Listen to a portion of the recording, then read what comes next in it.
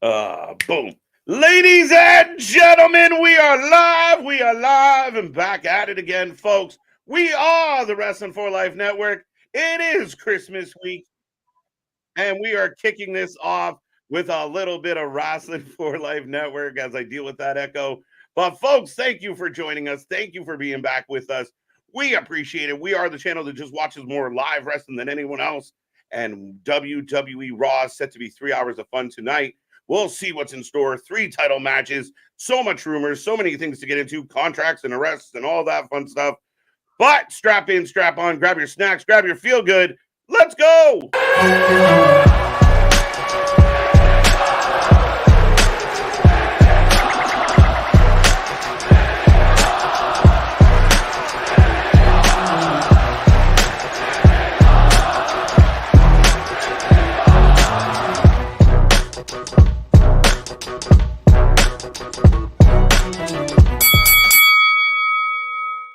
Ding, ding, ding. We're back at it again, folks. Like I said, we are the Wrestling for Life Network, and we are the channel that just watches more live wrestling than anyone else out there.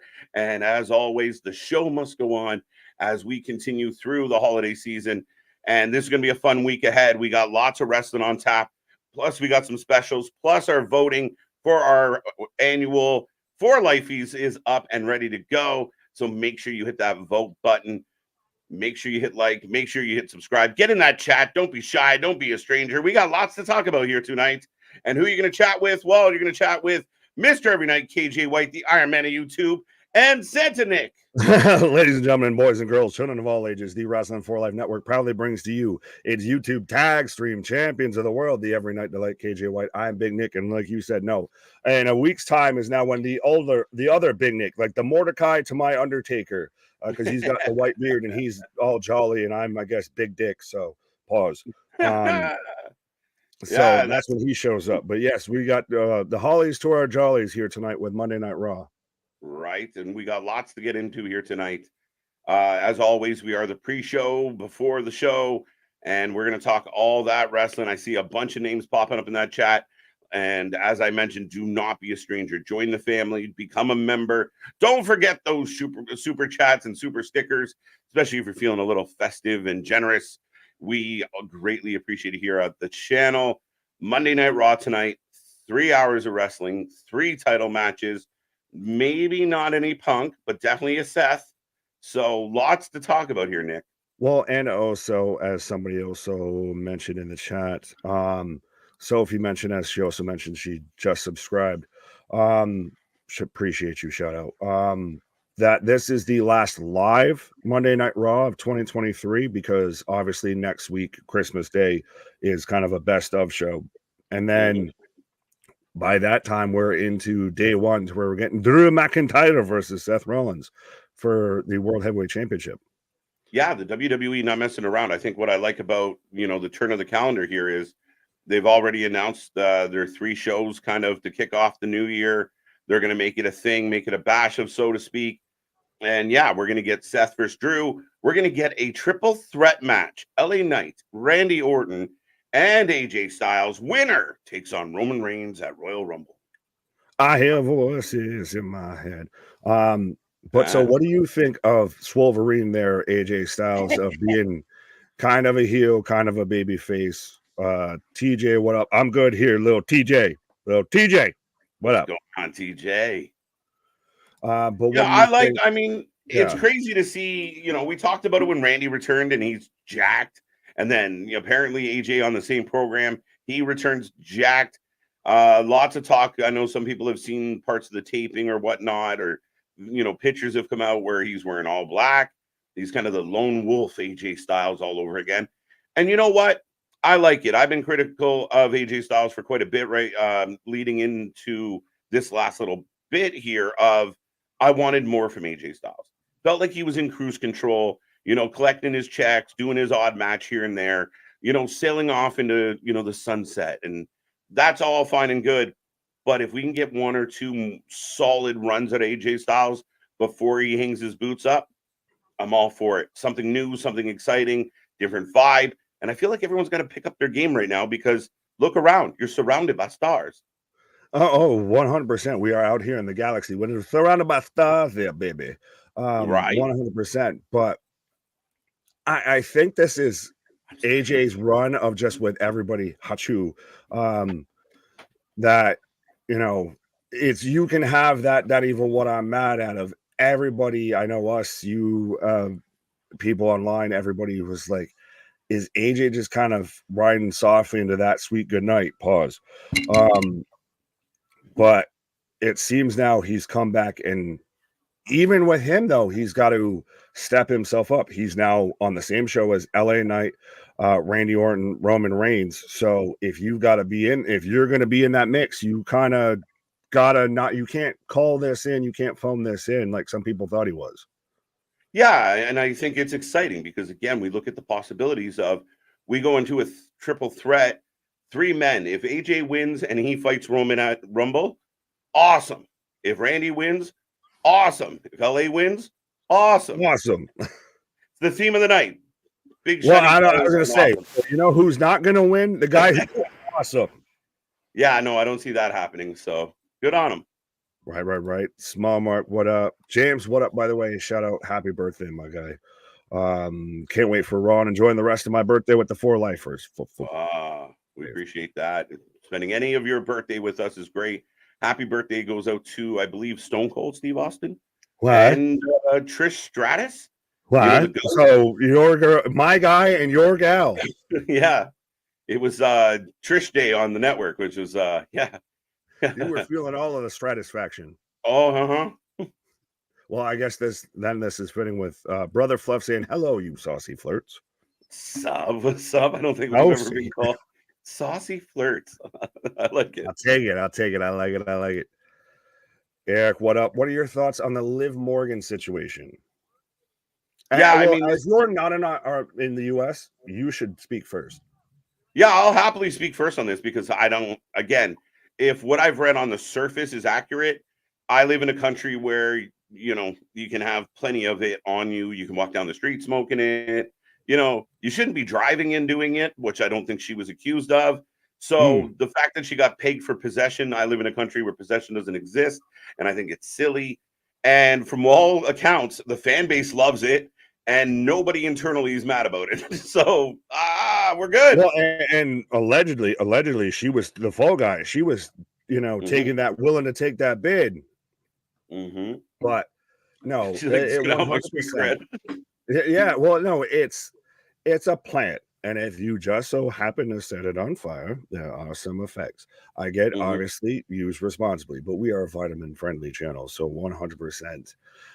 This has done nothing but help get her over. I even made the joke last night on the X gonna give it to you of how Liv's gonna show up like the Grinch with the Who hash, the holidays here.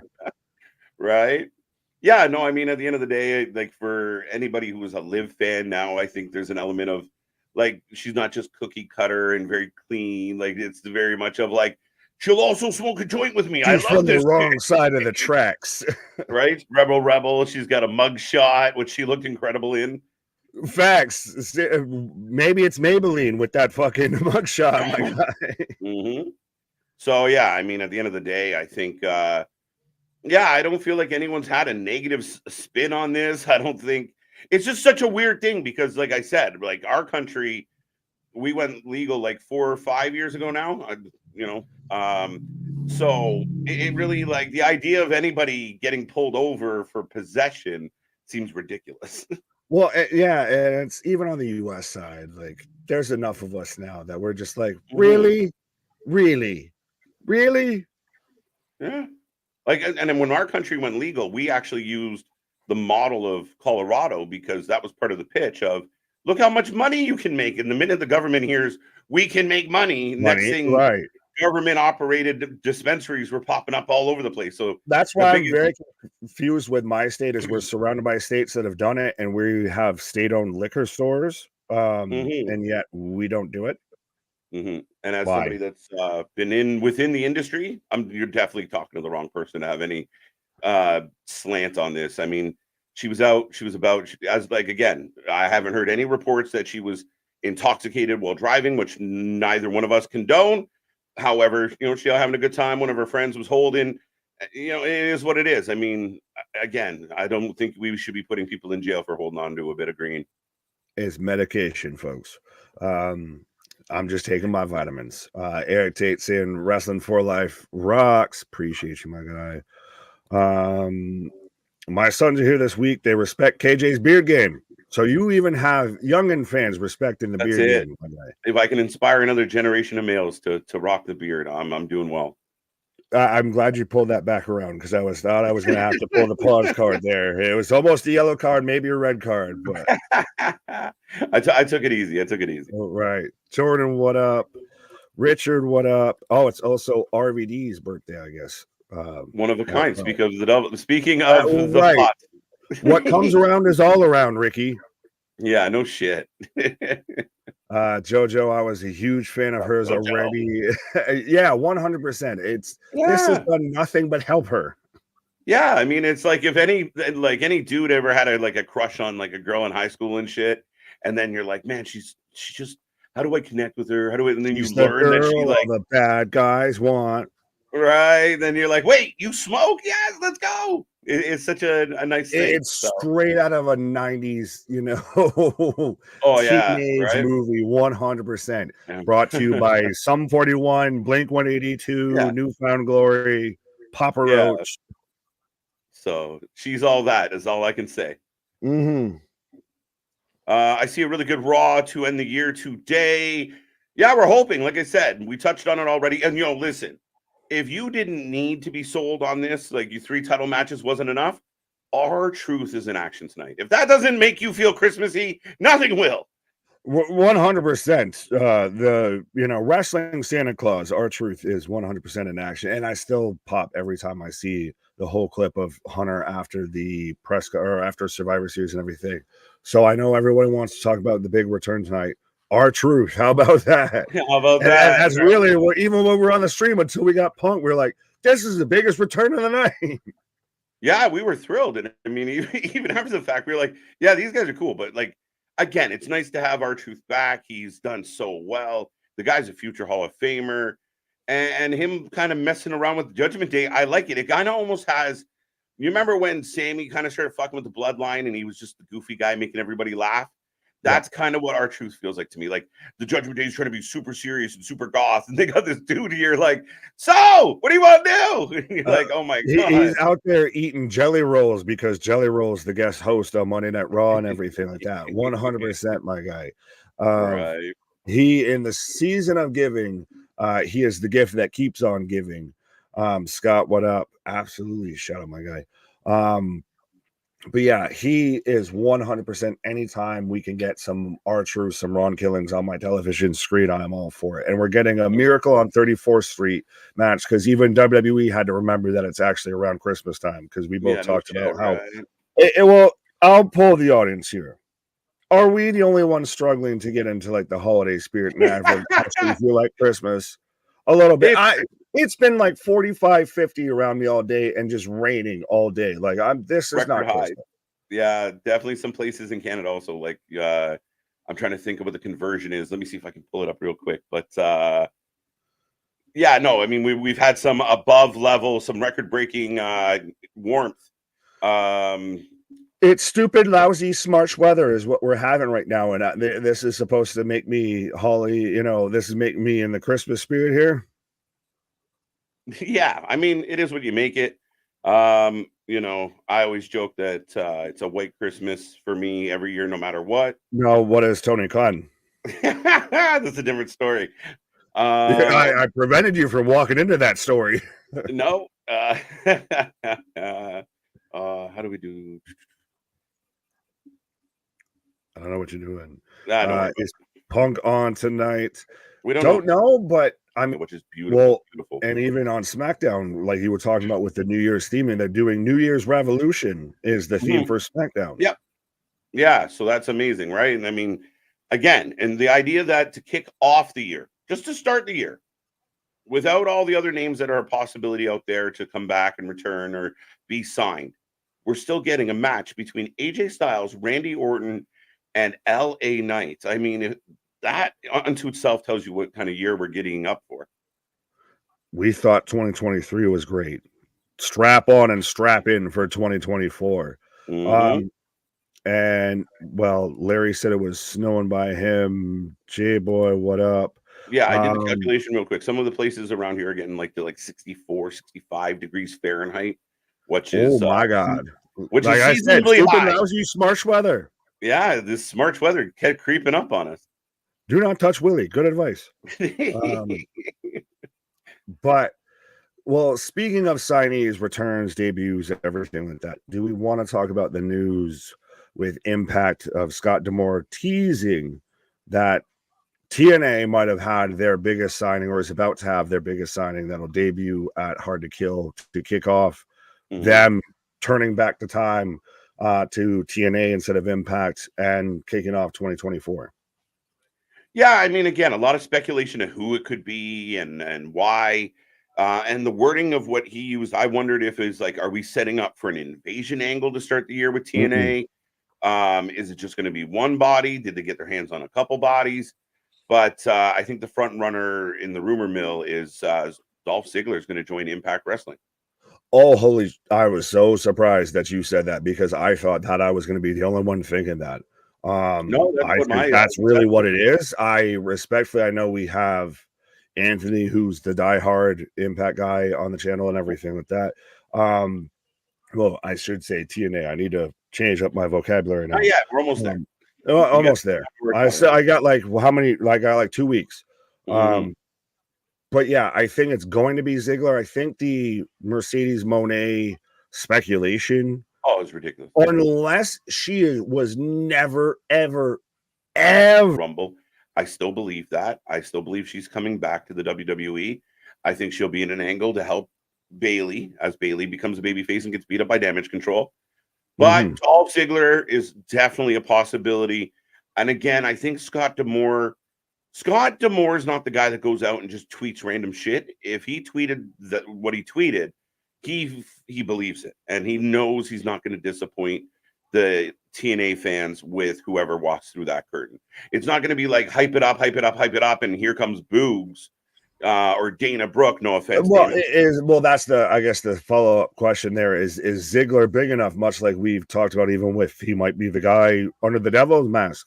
Is Ziggler a big enough signee? Who's the top person out of the recently released, the 90-Day Club, I guess, from WWE, that would be your big signee, your holy shit moment? I think it's got to be Dolph. I mean, just on name value. And I think it is a huge deal. To me, it almost, maybe not on the same scale. And I know when I say this, hindsight's going to get me yelled at. But at the time, it feels like when Kurt Angle showed up, the guy that had won a couple championships and then gracefully left. I know I told you, hindsight's going to make this one tough. But at the time, foresight makes this one tough. Well, like I said, it's just, for Impact, he's such a big name, right? And they will do great things with him. I think there's a lot of potential there. The interesting part is he's somebody that we assumed, especially because of his brother, that he probably would go to AEW and not Impact. Right. I'm sorry, I just want to click on some of these quickly. Baby Gaming, I'd like to see some mistletoe over KJ and Nick's head. Otherwise, the holiday background is perfect. I can make that happen. Have that. That even what? Don't give this man ideas. It's on my belt buckle. Sorry. Pause. Whoa. Hello, my friends. With me. No.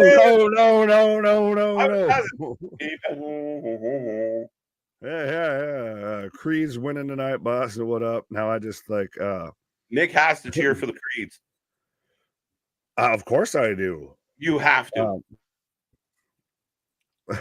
I still always pop for this name of wrestling. It's the best. But I don't. You said Ziggler was like Angle. I get it because he's a former world champion, everything like that. I mean, it's one of those. In 2023, is he that big of a sign? No. But and I don't want to disrespect the man because the man's fantastic. Like it's just not every day Impact is able to secure former WWE champion. You know, they locked down a Rhino, they locked down a Heath, they locked down, you know, some really good talent. You know, Tommy Dreamer's still kicking there, Bully's over there.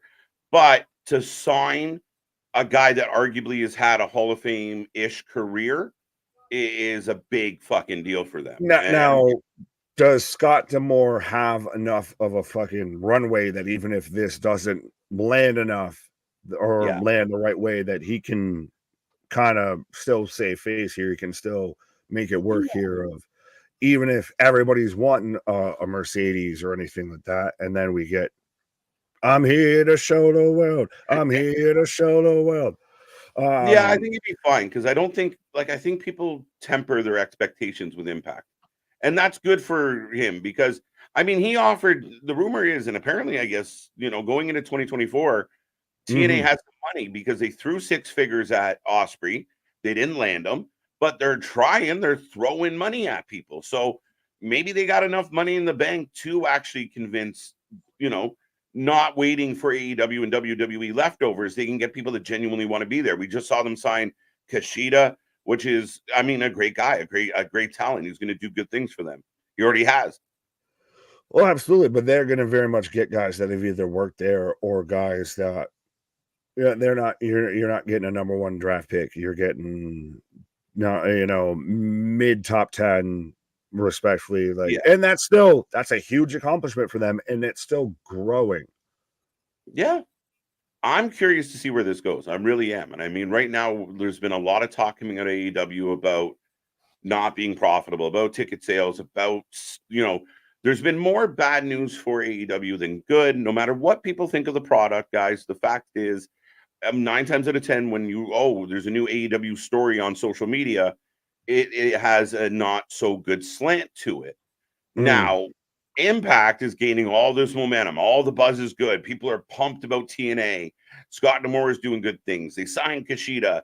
You know, they're getting on a streaming service with Endeavor. Like, it's been good. Like, they're knocking on some doors right now on the way up. So it will create a really good dynamic for 2024, as we want to see all these companies do extremely well. It helps us. Well, I was going to say 100%, like we said before. If 2023 was insane with who had that on their wrestling bingo card, 2024 is going to be 10 times, you know, more extreme, I feel. Right. Quickly, Todd, how you doing? Damian, Sophie, we touched on you already. Baby's in the house. Sounds funny. Damian's always looking forward to stuff. See Money with his sing-along. Boston's back with us. Paul Carpenter. Not sure what I'm saying there. Hi. That's what I say. Hi. Steve G, AJ, Eric, another Eric, back-to-back Erics. What are your thoughts on Liv Morgan? We got that one. Good Monday night. Dale. Right. Oh, shit. Larry saying, how about them Bills? How about them Buffaloes? 100%. Yeah. I want to hear people stop mentioning Dax and MVP in the same sentence. Well, it was the best of times. It was the worst of times. It's very relatable to another wrestling promotion. And this one's located in Jacksonville instead of Dallas, but right. You get really good for a couple minutes, and then you get really bad really fast. Yeah, it's a little unfortunate, and I mean, very interesting. I mean, Buffalo could win out and still not make the playoffs, so I guess you're sitting on your fingernails for the next couple days. Yeah, we don't like to talk about that. I mean, we're touch and go. The 9th seed right now out of 7, but we'll have that. Charlotte has a torn ACL. I read reports she tore her ACL, MCL, and her meniscus, so she essentially blew her knee. So that's 9 months. Seems pretty accurate on how long it's going to take her to not only get the surgery but recover from that surgery. Again, this whole four horsewoman match seems completely cursed for whatever reason. Right. Every time we get close to having it, something somewhere goes wrong, and just no. Yeah, I mean, I love Charlotte Flair. She's one of the greatest female wrestlers of all time. I have all the flowers for her. I know there's a great deal of people who just naysay her, but she's an outstanding talent, but just on a human level. I mean, she popped her knee. That's no fun. And if anyone's ever had, had to get work done on your knees, it's not a good time. Nobody likes to hobble unless you waddle. Why? Who else we got kicking around? Bash 8. I'm not sure if we got him yet. Jason saying congratulations to the Buffalo Bills. My Eagles, who are 10-3, are have hired Matt Patricia. No, you hired him already. You just elevated him, but elevated him, yeah. Right. Well, yeah. Congratulations on bragging on coming in on 2 L's. Well, listen, the Eagles got to have a good game tonight, man. They need it. Shout out Big Dom and even Jalen Hurts showing up, in the MJ flu gear and everything as he's, with the illness. But he's 100%. Man's about to go off, I feel. I hope so. I mean, I'm not really an Eagles fan, but I hope for their sake he does. You just won because you have AJ Brown in fantasy. Yeah, but I don't even need him right now. I'm cruising, bro. Hey, again, you can have that. Not even one of them. My mans can take the night off. Rest. Right. 10 wins will get you into the AFC, 9 in the NFC. Richard, what up? I feel like I can halfway hear myself through you. West V Mountain, Charlotte is a great women's champion, but Harvey Whippleman is still the greatest of all time. Yeah, all right then. You can have that's hard. Chris, what up? As we're pretty much on a couple minutes away from the start of the show here. I can still hear me. Tick, boom. Yeah, I got a couple minutes to go. I'm still on, I think, what will be the final commercial. Real quick, I know we were talking about football. For those who don't know, this channel ran a fantasy football and a fantasy hockey league. So I just want to give a big shout out to Smile Mark. Yeah, right? What? You said we're running. I said are running. Yeah, I guess currently running.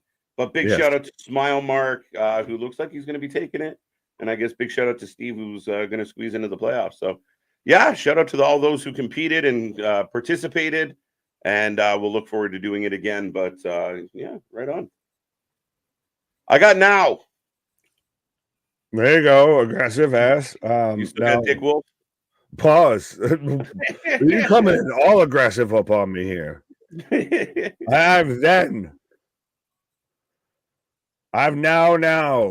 Brown cow. There we go, folks. Nick and I are synced up and ready to go tonight. 3 hours plus of Raw, and we're going to get into all of it here. It's going to be a fun one. I'm not even sure what we're going to kick off the show with, but yeah, 3 title matches plus R-Truth in action. And yeah, checking out the new, getting used to the new intro. Well, and they even added a little bit of the holiday red and green here at the beginning of it here. Oh, yeah. Threw a little Christmas wrapping on it. Yeah. What's up, Christian? Can we all agree that Liv mugshot is prettiest of all time? Thanks. It's up there. It's definitely She's up there with one dude. You know who I'm talking about? That was always the meme of having the best mugshot ever, light skinned dude. That literally looked like he was a model taking his mugshot. Yeah, right. Mine not so much. No, right. I'm out there screaming Facebook profile picture. Right. Mae Young is the GOAT. I think she gave birth to a goat, to be honest. No, hand. It was a hand. Round of applause. It was a hand. Curtis saying 12 over under. I'm going to go over. As Judgment Day opening the show. Right. I almost want to take the line, but we do have Christmas trees and everything, by the way, on the set here. So who do we think's getting thrown through, getting power bombed through some Christmas trees? All the peeps. Hi. Everybody going to have a festive fun tonight in a festive street fight. Yeah, we're 100%. We're getting R-Truth in Santa Claus outfit. Yes, 100%. Absolutely. He's probably coming out to the ring in that outfit. JD McDonough with the bandana and the All right. Ride through this No world. puck, he's puck, no puck, none. That's 100% what that is. 1 puck, 2 puck, 3 puck, 4. Your It's so puck, he's funny. puck, no puck, none.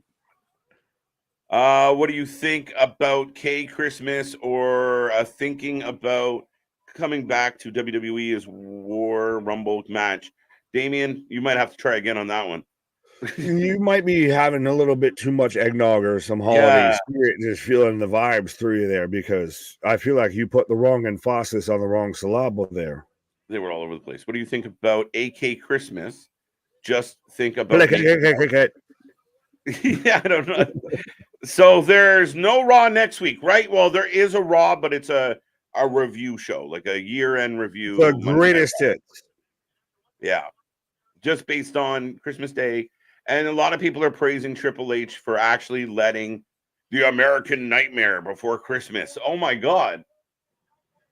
This is Halloween. This is Nakamura. This is Nakamura.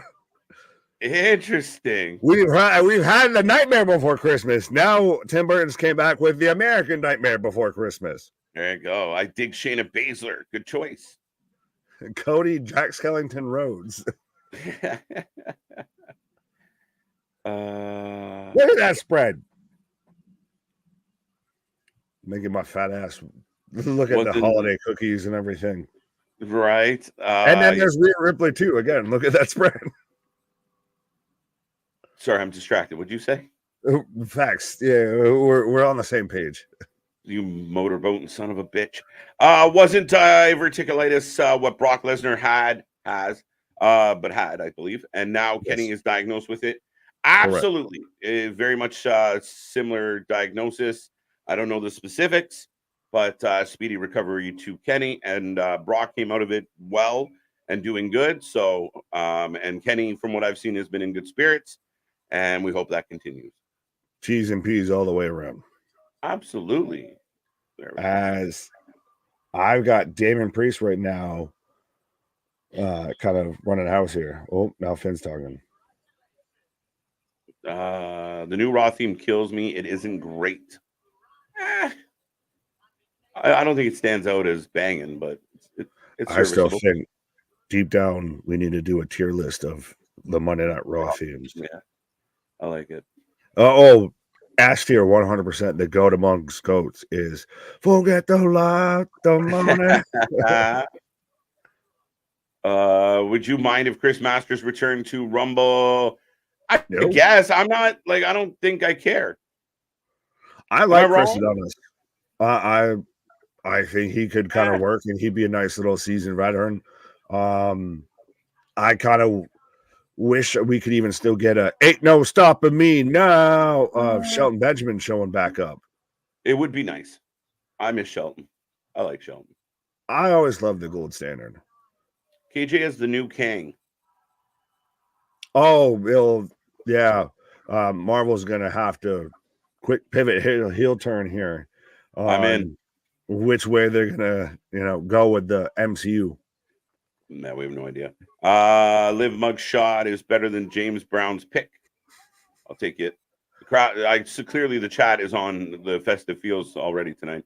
Well, if we're talking about James Brown's mug pick, yeah, I mean that's iconic for a different reason. Here come the booze. Call my mama.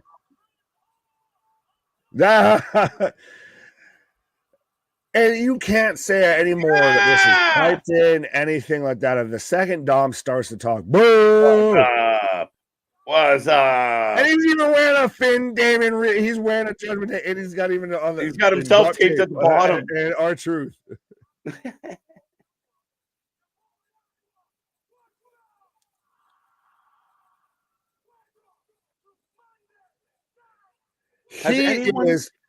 Him and Santino Marella need to go into the WWE Hall of Fame.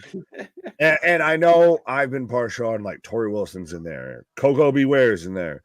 You stop with Coco. He's not the same. Coco. You are silly. But we're not getting into that. Let me finish. But that they have just stayed true to themselves. They have been nothing but comedy. And for a Truth, length yes. of time. Truth, yes. Santino, not so much. He's funny, but I wouldn't put him in the Hall of Fame. The Cobra. Yeah. John Cena? No John Cena? It's funny. But yeah, no, I don't think. I mean, he did what he did. Tori Wilson, my guy. Yeah, but Tori Wilson was good for her generation. Puberty was puberty. That's what she was. Let's be honest. Right? She could have just been a valet. She trained to figure out how to get in the ring a little bit. She did her thing. And I mean, it's all representative of the time. She was a standout at a time when there wasn't a whole lot going on. Again, so Santino, a standout in a time when not a whole lot was going on. Yeah, no. R-Truth for sure. R-Truth 100%. Not even belongs in the Pro Wrestling Hall of Fame. Fuck, either a promotion even, because he's been through every promotion. There's a picture of this man out there with Tupac. Meanwhile, JD McDonough, the man he's about to fight, looks like no Pac. No Pac, none. Right.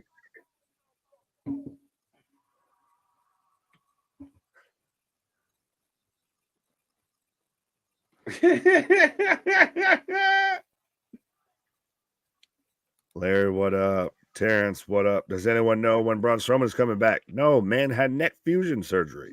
Yeah, but apparently he's getting close, though. So I know a lot of people are starting to whisper about potentially Rumble or just after Rumble. Sooner than later, folks. Right. See money. Larry. We're sounding like Steve on, Right. Oh, that was Jerry. Fuck. You were close. I went with you. Wrong syllable.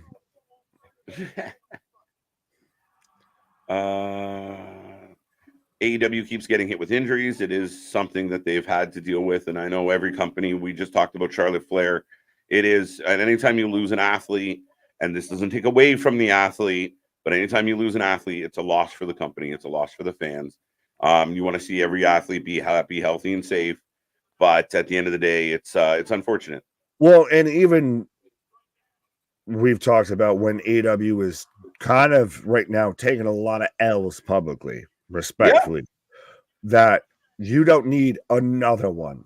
You don't need no DJ Khaled. You don't need no another one. You would rather you can have that. Mm-hmm. It's just another setback. It changes things. And whether we liked it or not, they were building an angle and building a story with the Golden Jets. That's off the table. It's Daniel Bryan when he was out. Wednesday, almost feel like we're kind of glad it's off the table.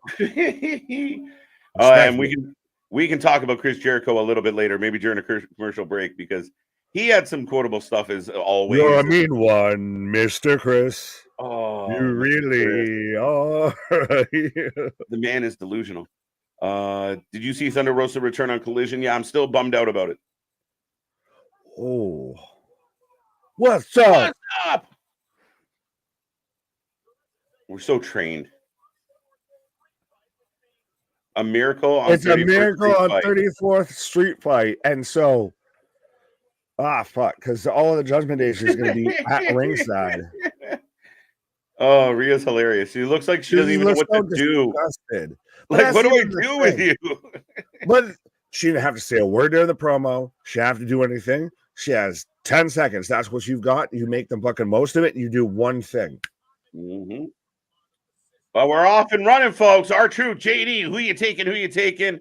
We do take a prediction on every single match. We take a rating out of 10 at the end of the night because we want to know what the fans think of the show. So I'm in. Now, someone said loser leaves JD. Is that just wishful thinking? They didn't say that, did they? I didn't hear him say it, but still, I feel like at the end of the day, even if you aren't giving us a prediction, at least say, what's up? What's up? What's up? Right. R-Truth. Oh, yeah. You know what? This is something we should have touched on by now. But the big news today was Dom Mysterio inks for 5 years with WWE. Is that news? It's a big deal, I think. I mean, in the sense of... What were you expecting elsewise? Scissor kick from R-Truth after...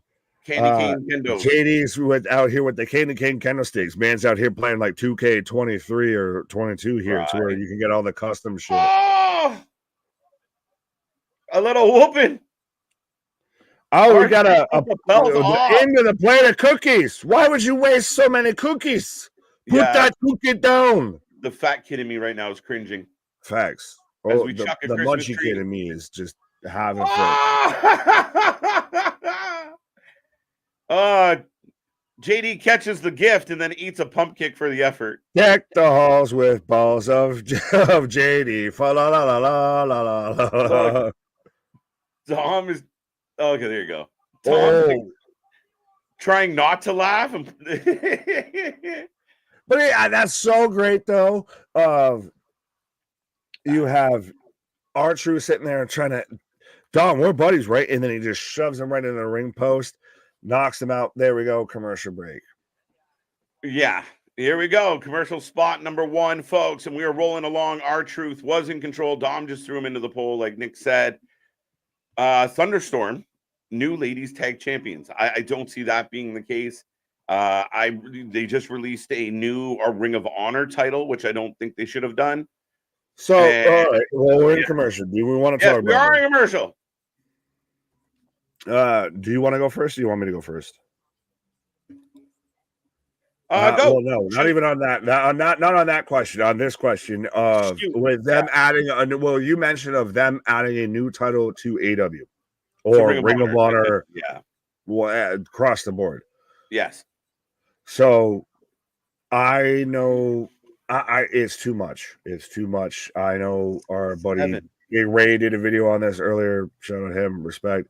What did Big Ray say? Did the same idea? Like pretty much same thing, 100%. Literally, think about it.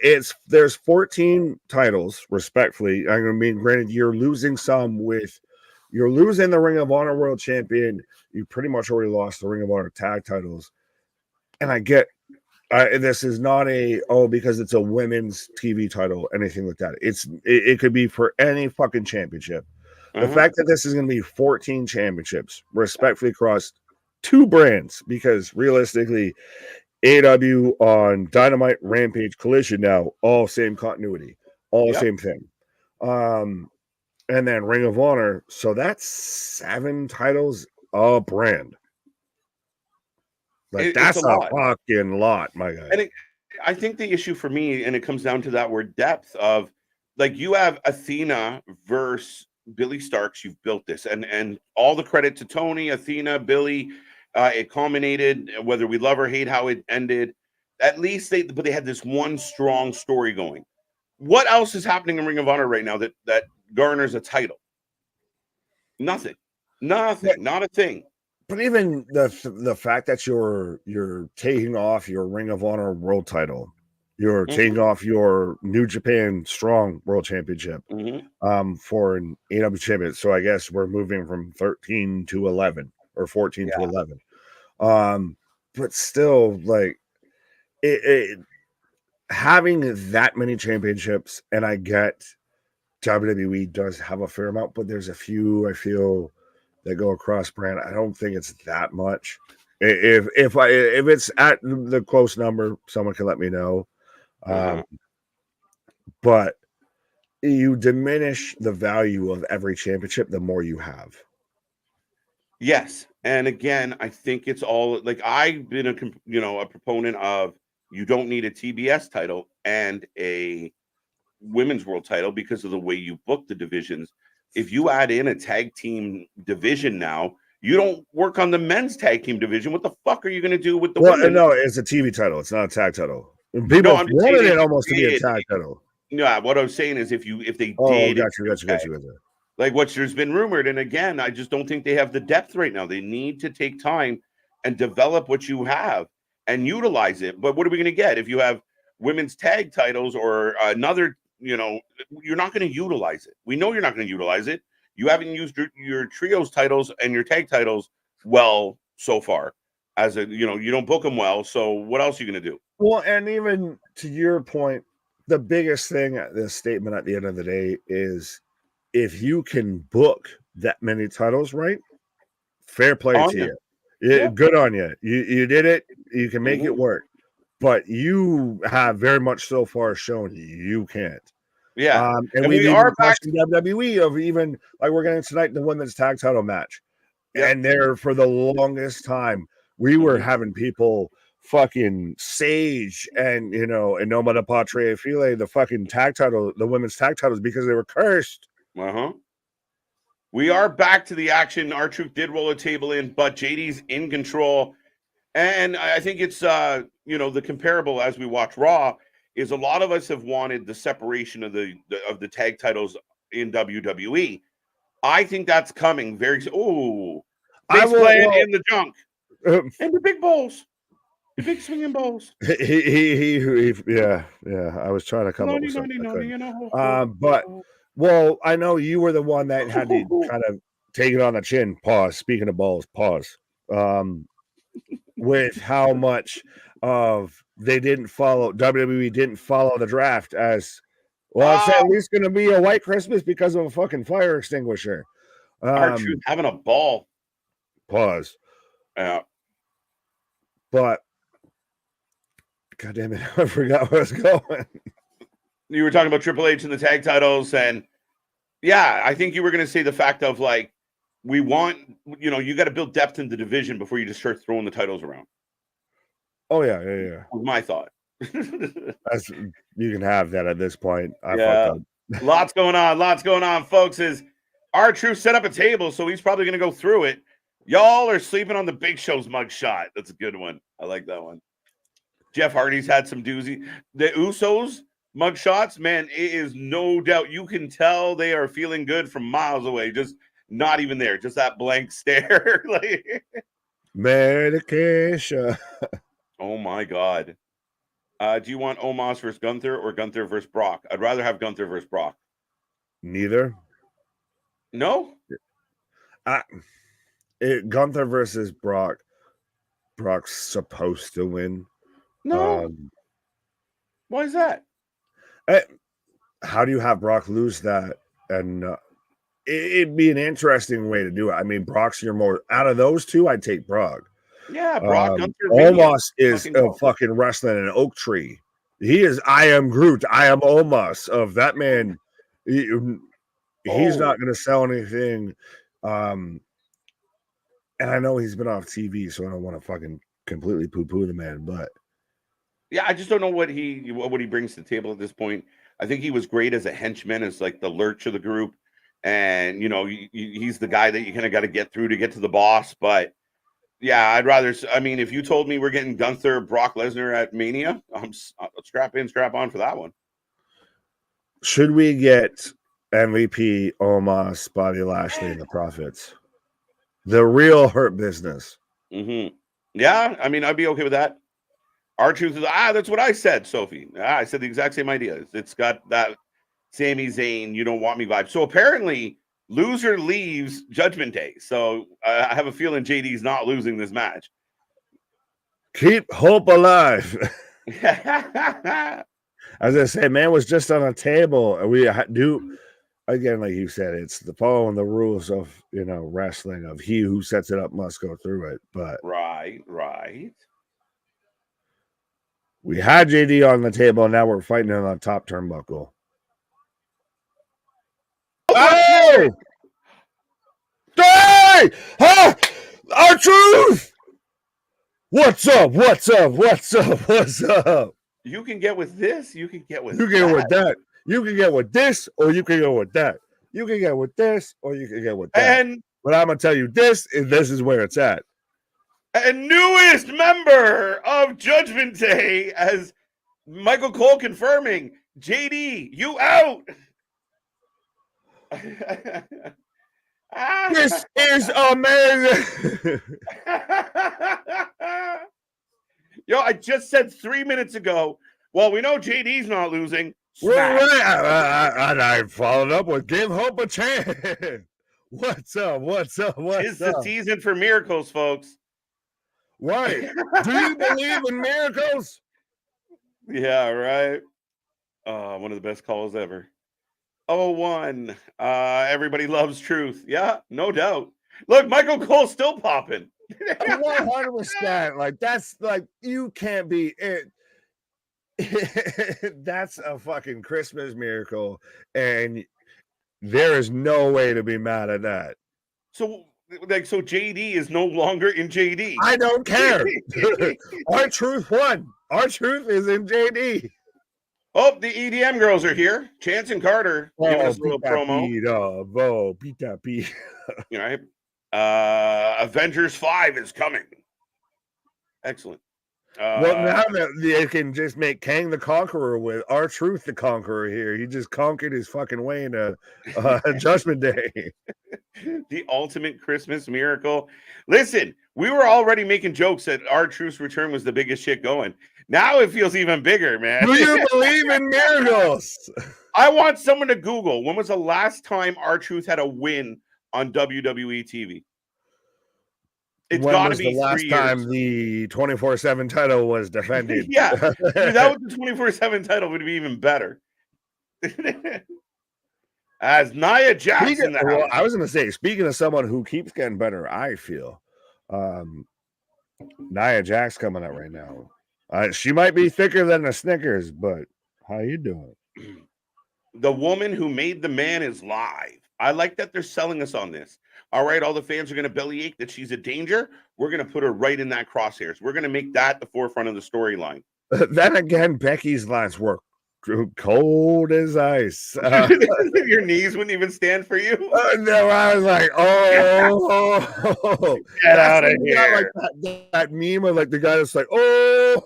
Yeah. No, that's ridiculous. Right.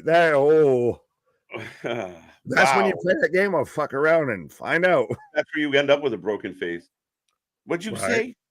Wow, a team they seem to don't know what to, I'm gonna have to ask everyone to spell, reference their shit before sending. Now what to do with them? Well, I was going to say the easiest way, 100% is wearing commercial break number 2 or 3. But the easiest way that you can stand up and show out, because that's what the show is about. And even in the spirit of giving, you can help out the channel and everything like that. Because everything that you guys send our way goes back into the channel. We can do more and got more time to do everything. But we got the super chats, the super stickers, the memberships. We got anything and everything. We got the merch store, the Twitter, the Discord, the Tiki Talkies, everything like that. But 100% that's the way you can show up and show out, because that's what the show is about. Absolutely, folks. As I always say, be a member, tell a member. Pause. I at least say be a friend, tell a friend. That at least sounds less subjective. Yeah, no, I like suggestive. Yeah, I know what I'm doing. People give people an R-Truth feel good win. Absolutely. And progress the Judgment Day story as pre from progressive. Right?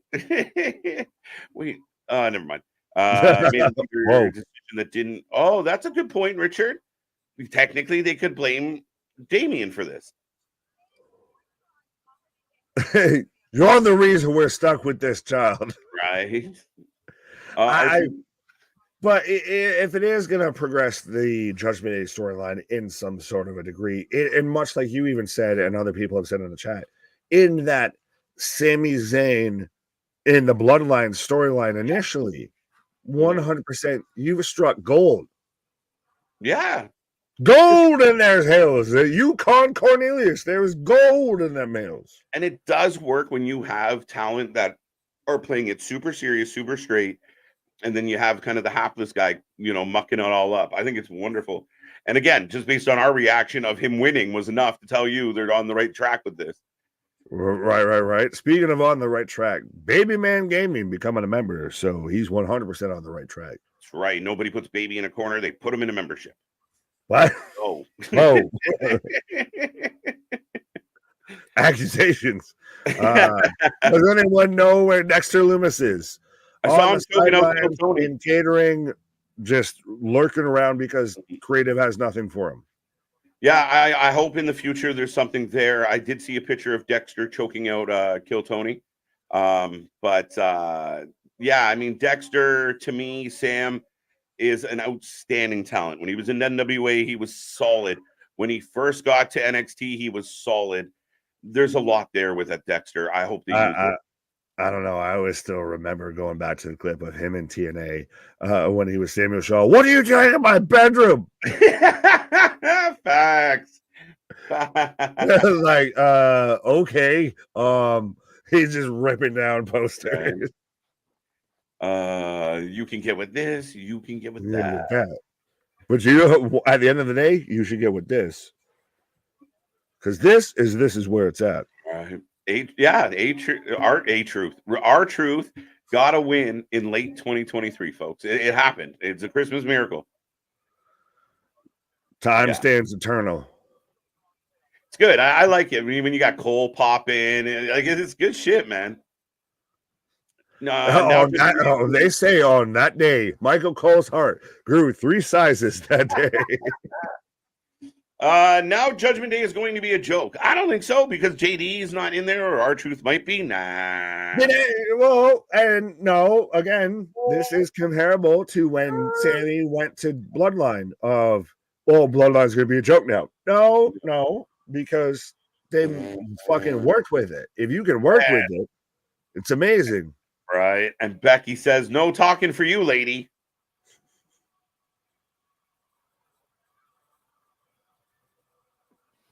As the man of the Rollins household is on our way to the ring. Here comes the abominable snowman. Not nice. Not wrong, but not nice.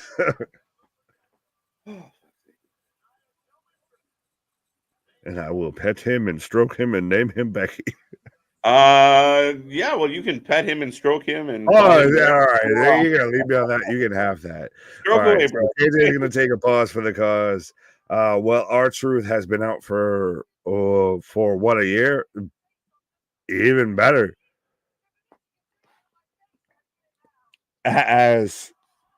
So Becky's saying, if you want to say something, you can say it to my face because I'm here now.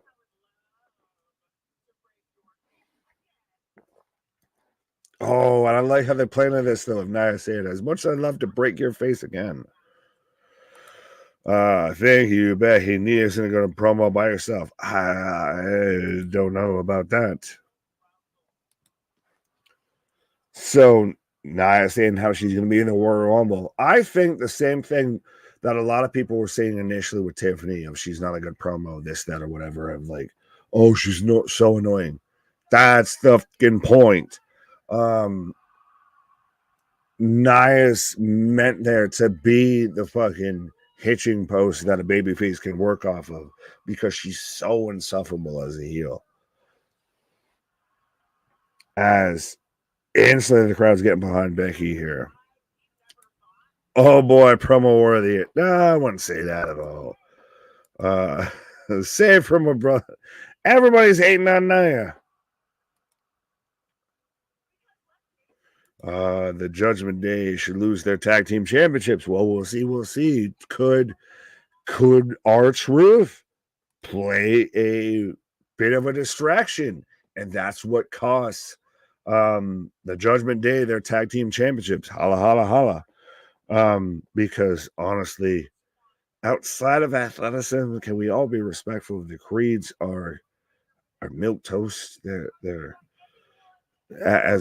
as bland can be. Like, where's your personality? Now, I'm not saying they don't hit fantastic moves, that you can't be, hitting a sharpshooter and a single arm power bomb at the same time. But as far as a character, nah, I don't see it. But speaking of character, we are fully back to the man Becky Lynch here.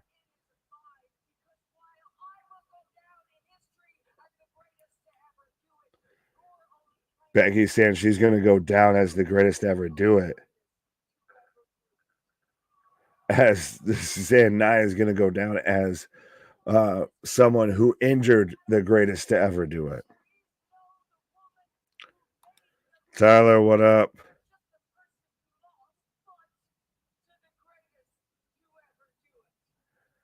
It's so amazing to me if you go back and watch Becky to where she was in NXT and just seemed super shy, super timid on the microphone versus now, and you still have to respect her mic game amongst anybody in pro wrestling.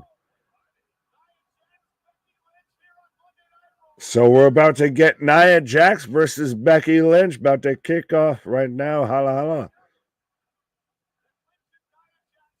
Oh, does Nia get in the ring, though? That's the question. That's the question. She is tiptoeing on the barricade. No. She pulls out the referee, everything. She sets it up for the match, and you can have that. That ref booked it, yeah. She ran out there like Lil Nate. As Nia saying, this match is going to happen on my terms.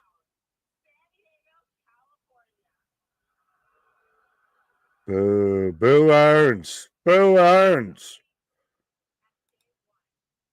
Nia ain't going nowhere.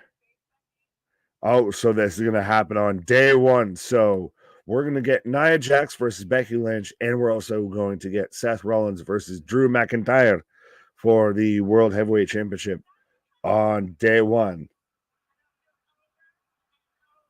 As Becky's jumping Nia right now and throwing them hands because I broke your face over and over and over and over again. What a tease. Yeah. This will be a Rumble match. Could be. I know they're at least advertising right now for next week's, 2 weeks from now, Monday Night's Raw, on the day one episode, to where I like how they're, taking their, much like AEW used to do with your, Quake at the Lakes and everything, but you're getting your day one Monday Night Raw, your New Year's Evil NXT, and your New Year's Revolution Friday Night SmackDown. But so in 2 weeks' time, we're getting Nia Jax versus Becky Lynch here.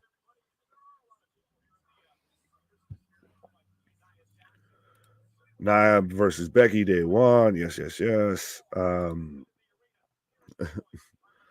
Boston, you do you, boo-boo. Relax. I like that Triple H is giving his wrestlers the holiday break, unlike Vince. 100%. Well, that goes without being said of what Hunter's been doing when it comes to WWE. As we've got earlier tonight of Santa Claus. Oh, Kofi Claus. Oh, it's Kofi Claus. Of course, Kofi Claus is out here twerking. But we have Kofi Claus. We have a video package of him giving out toys and goodies to the children. Pause. And now he's backstage with DIY. If he pulls out a fucking bird. Oh, a Jey Uso Yeet shirt. Shameless plug for the fucking merch store. So we've got DIY backstage trying to talk to the Miz. Do we get, and I don't almost want to speak this into existence, do we get a babyface faction of DIY and the Miz? Oh, because we're going to get Gunther versus the Miz tonight for the IC title, but also if the Miz loses, that he can't challenge again for the IC title as long as Gunther is champion. And someone needs to tell Jackie Redmond that her fucking bow is just more across her body instead of vertical versus horizontal out here. She's just making sure she covers, I guess, up the chesticles, the weapons of mass distraction. I don't like DIY's theme music. I don't like anything respectfully that they've done with DIY recently. They've really just watered down what was already felt like watered down, I feel. That is probably where they're going with the Miz. Fair enough. Got you. The Miz confronting the traitor. What? Who? I'm gonna go steal a DeLorean, go back in time, and stop. Oh, that's aggressive. I mean, you gotta put some respect on the Miz's name. 100% of he grabbed those real world, those reality television audience eyes. They're has been a bit of a backing behind him at times. It's just one of those. He is the constant. He is the ever-flowing tide. Poor Kofi used to be WWE champ. I don't think that's a poor Kofi. I think Kofi wanted to do something like that. And honestly, I'm surprised it wasn't Kofi and Xavier. They have hurt DIY, and they've very much watered it down. I'm surprised they didn't save this for the first Raw of the year. Why? Great Scots. They did try, but I'm in commercial break number 5, 6 right now at this point. They did try the Miz and Face. It didn't work out. They're trying it still right now, and it hasn't worked out. Because that's the thing is, if the Miz does not become IC champion tonight, he cannot challenge for the championship as long as Gunther, Walter, Imperium is champion. So I think that's we're setting up to me to the Miz loses tonight, and then we get a fatal 4-way between or at least maybe a fatal 4-way, at least a triple threat between Kofi, Ricochet, and who else was it back there with them last week when Punk was hugging it out with Kofi. Gable, that's your probably triple threat for your next challenger for Gunther, I feel, for the IC belt. If Miz wins, where do we go from here? What's the next story? Where are we moving along versus the freight train's already moving with Gunther? Might as well just keep it going. Speaking of keeping the freight trains going. That's it. Choo-choo.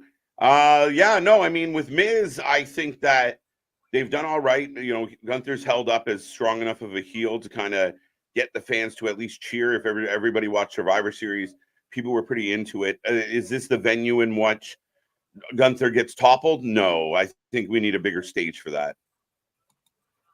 Fair enough. Well, I mean, granted, I'm out here in my PJs, so it looks like it's my stop on the Polar Express here, so I'm going to take a pause for the cause here. Did KJ turn into Billy Squires? That's an interesting question. I don't know how to answer that. Cater, the Judgment Day should lose their tag championships. I think they might. To be 100% honest with you, I think this is, as we head into 2024, we might see a little bit of, JD just gets bumped out. He barely got in. Now we'll see what happens with the rest of the crew. Could they lose their titles? Could they be reeling? Yeah, absolutely. I think the Judgment Day are in trouble. And right now, I mean, I think the Creeds had a phenomenal 2023, and they're building something new, something exciting. It doesn't hurt. Great Scots. Coffee used to be relevant. Kofi. Here's the thing. Kofi and the New Day have been around so long that, yeah, if they're going to keep doing the New Day stuff, this is where they land. They land the lower mid-card. They are comic relief. They're fun. The fans like them. The kids like them. But they don't really do anything significant.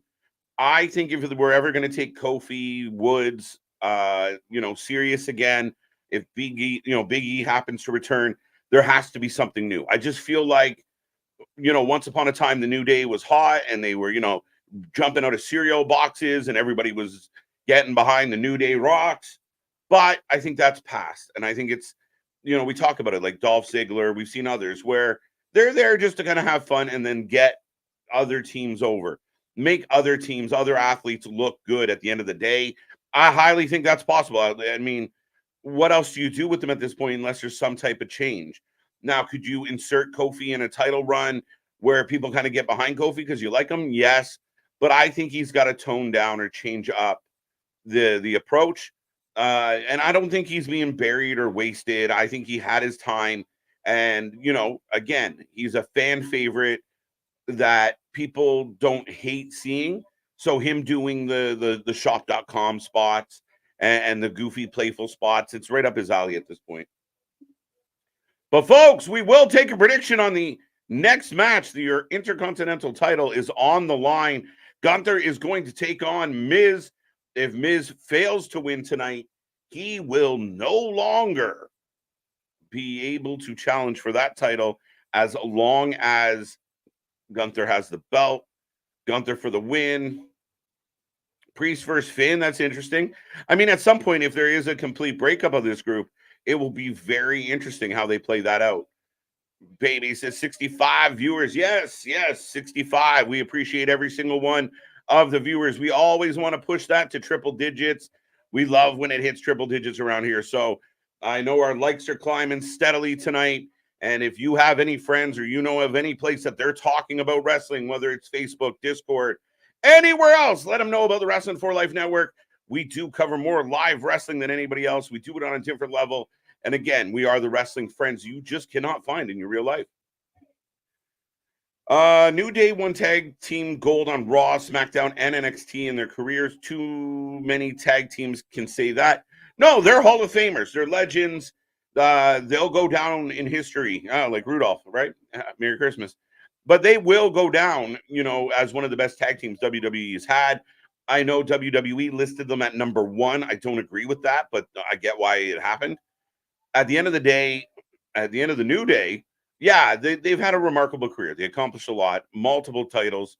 And at the, when push comes to shove, you can't take that away from them. Kofi Mania was outstanding. I think if Big E is able to get healthy and return, he's going to come back to huge fanfare. But everything runs its course. And I feel like the New Day gimmick, the New Day rocks, the pump in the trumpet, pause, it's just all passe at this point. We've seen it, done it, been there. It's not changing. It's not moving. It's not exciting. But they are good veterans to have a part, with Triple H trying to rebuild the WWE tag team division. It doesn't hurt. Here we go.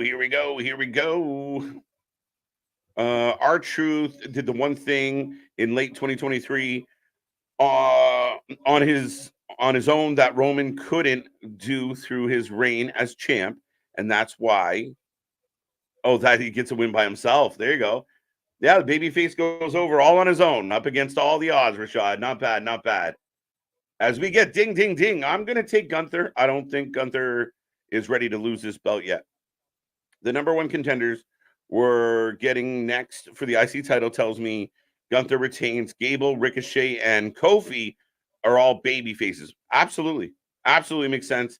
And again, I don't know if it's going to be all 3 of them, one of them, some of them, but at the end of the day, I think you have viable options there. And I mean, there's names not on that list that could technically look towards Gunther at this point. Really could. Do you think Damian Priest will cash in on the first Raw of the year?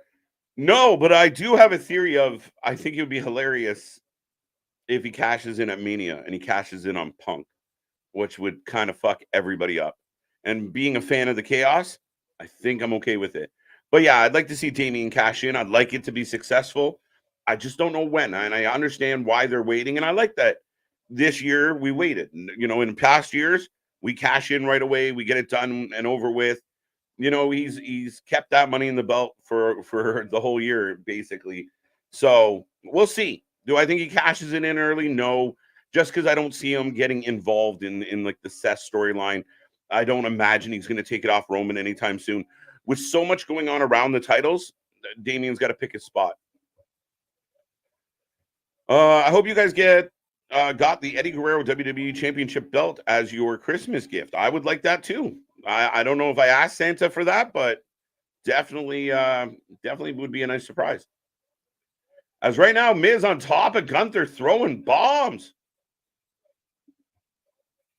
I say the Miz by DQ. Interesting. Oh, thank goodness it's Gunther. Gunther for the win. Got that one. Do you think we will eventually see Roman versus Gunther? Maybe. I mean, as of right now in this part of history, how do you get there would be my question. Gunther would have to win like the Rumble or the Chamber and then go that way. But do I see it happening soon? No. If the rumors are true that, once Roman does lose the belt, he will take a bit of a sabbatical away from wrestling. So we'll see. I mean, Gunther, Roman, I'd be all for it. I just don't know how we get there anytime soon. Miz eats a powerbomb on the apron. A bit overkill with the Christmas trees on the stage. Oh, come on. Bah humbug. AJ. It's Christmas time in the WWE. What do you want? Will be interesting how they get the Usos back together. I want to see the Usos face off, and I know Nick and I have talked about this previously. You know, connecting some dots and looking at WrestleMania coming up in the city of brotherly love.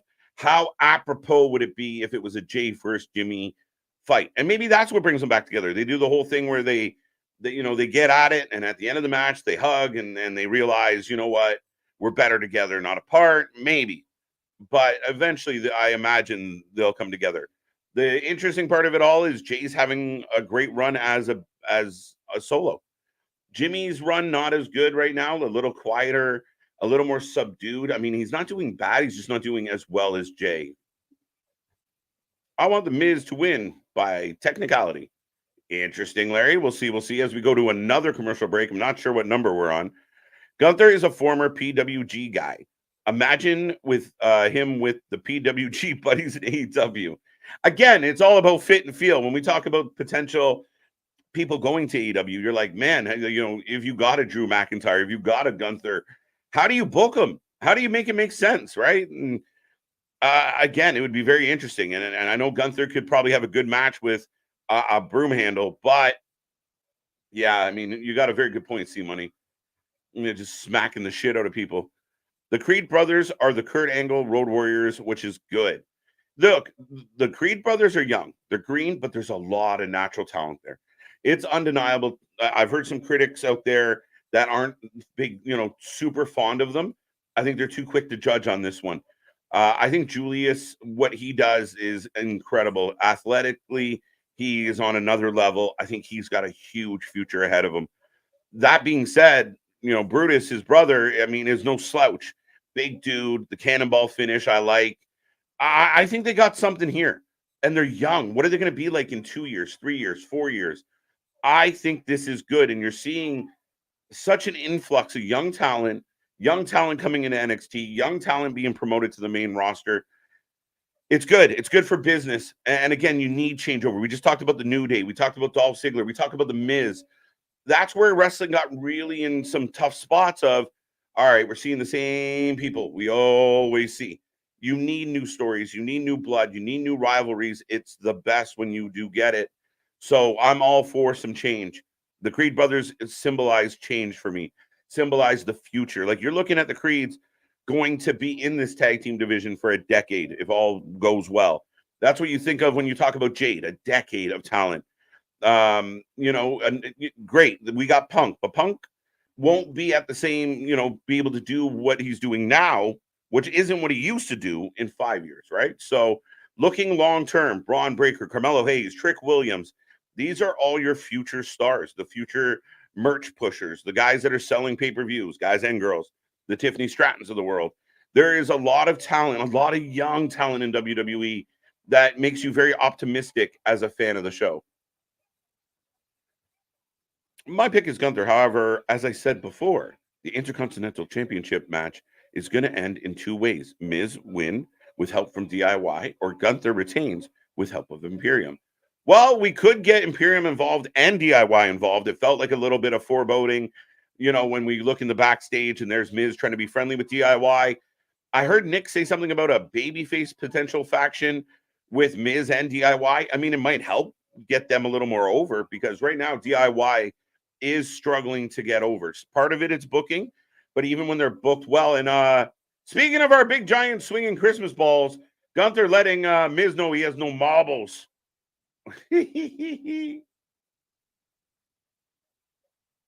As we get a "Let's Go Miz" chant.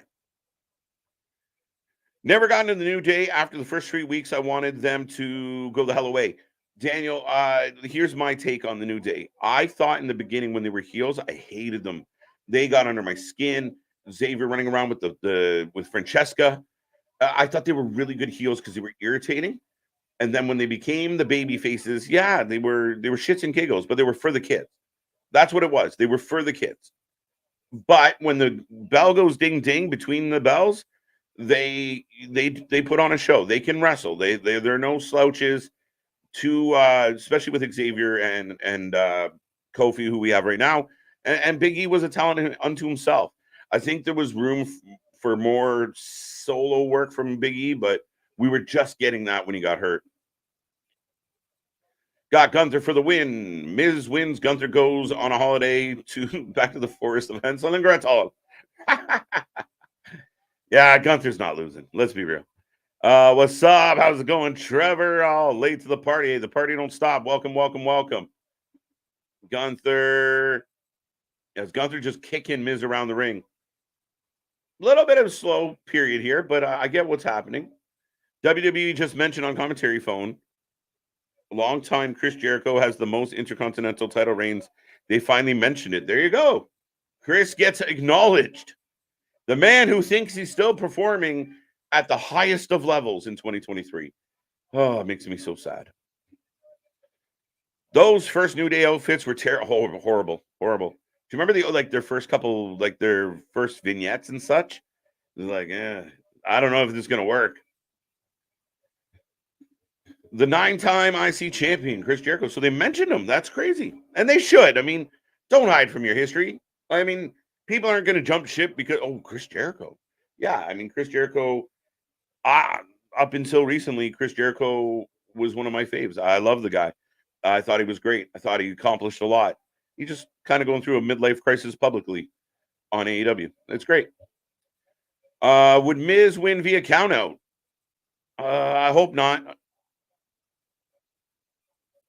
But then again, if Miz wins by DQ or wins by countout, that just prolongs this story. Are we okay? Are you guys in on another, like, if this continuing, like Miz gets a shot at day one or Miz gets a shot at Rumble? Is Miz Gunther compelling enough to go one more time?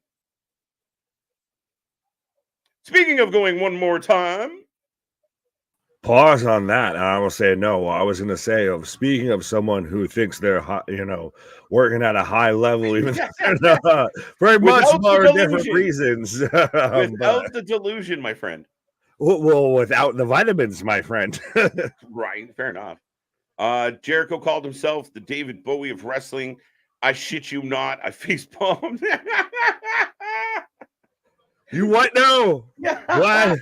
He's the Sebastian Bach of wrestling, and that hurts him on so many levels. That's gonna be at Wrestle Dream #2, Electric Boogaloo. Right. Sebastian Bach versus Chris Jericho in a Guitar Hero battle. And so we cut to commercial as Gunther just chopped his hand into oblivion. It's true. KJ, I'm with Miz again. So that was my question right before you came back, is if this ends in a phooey finish, are we good with running it back? Because you have one more. No. We weren't good with running it back the first time. Why would we want to watch it on the second time? Some people like I went and saw this movie because the wife told me she wanted to see it, and she said it would be good. It was shit, so why the fuck do I want to go back and watch it a second time? Right.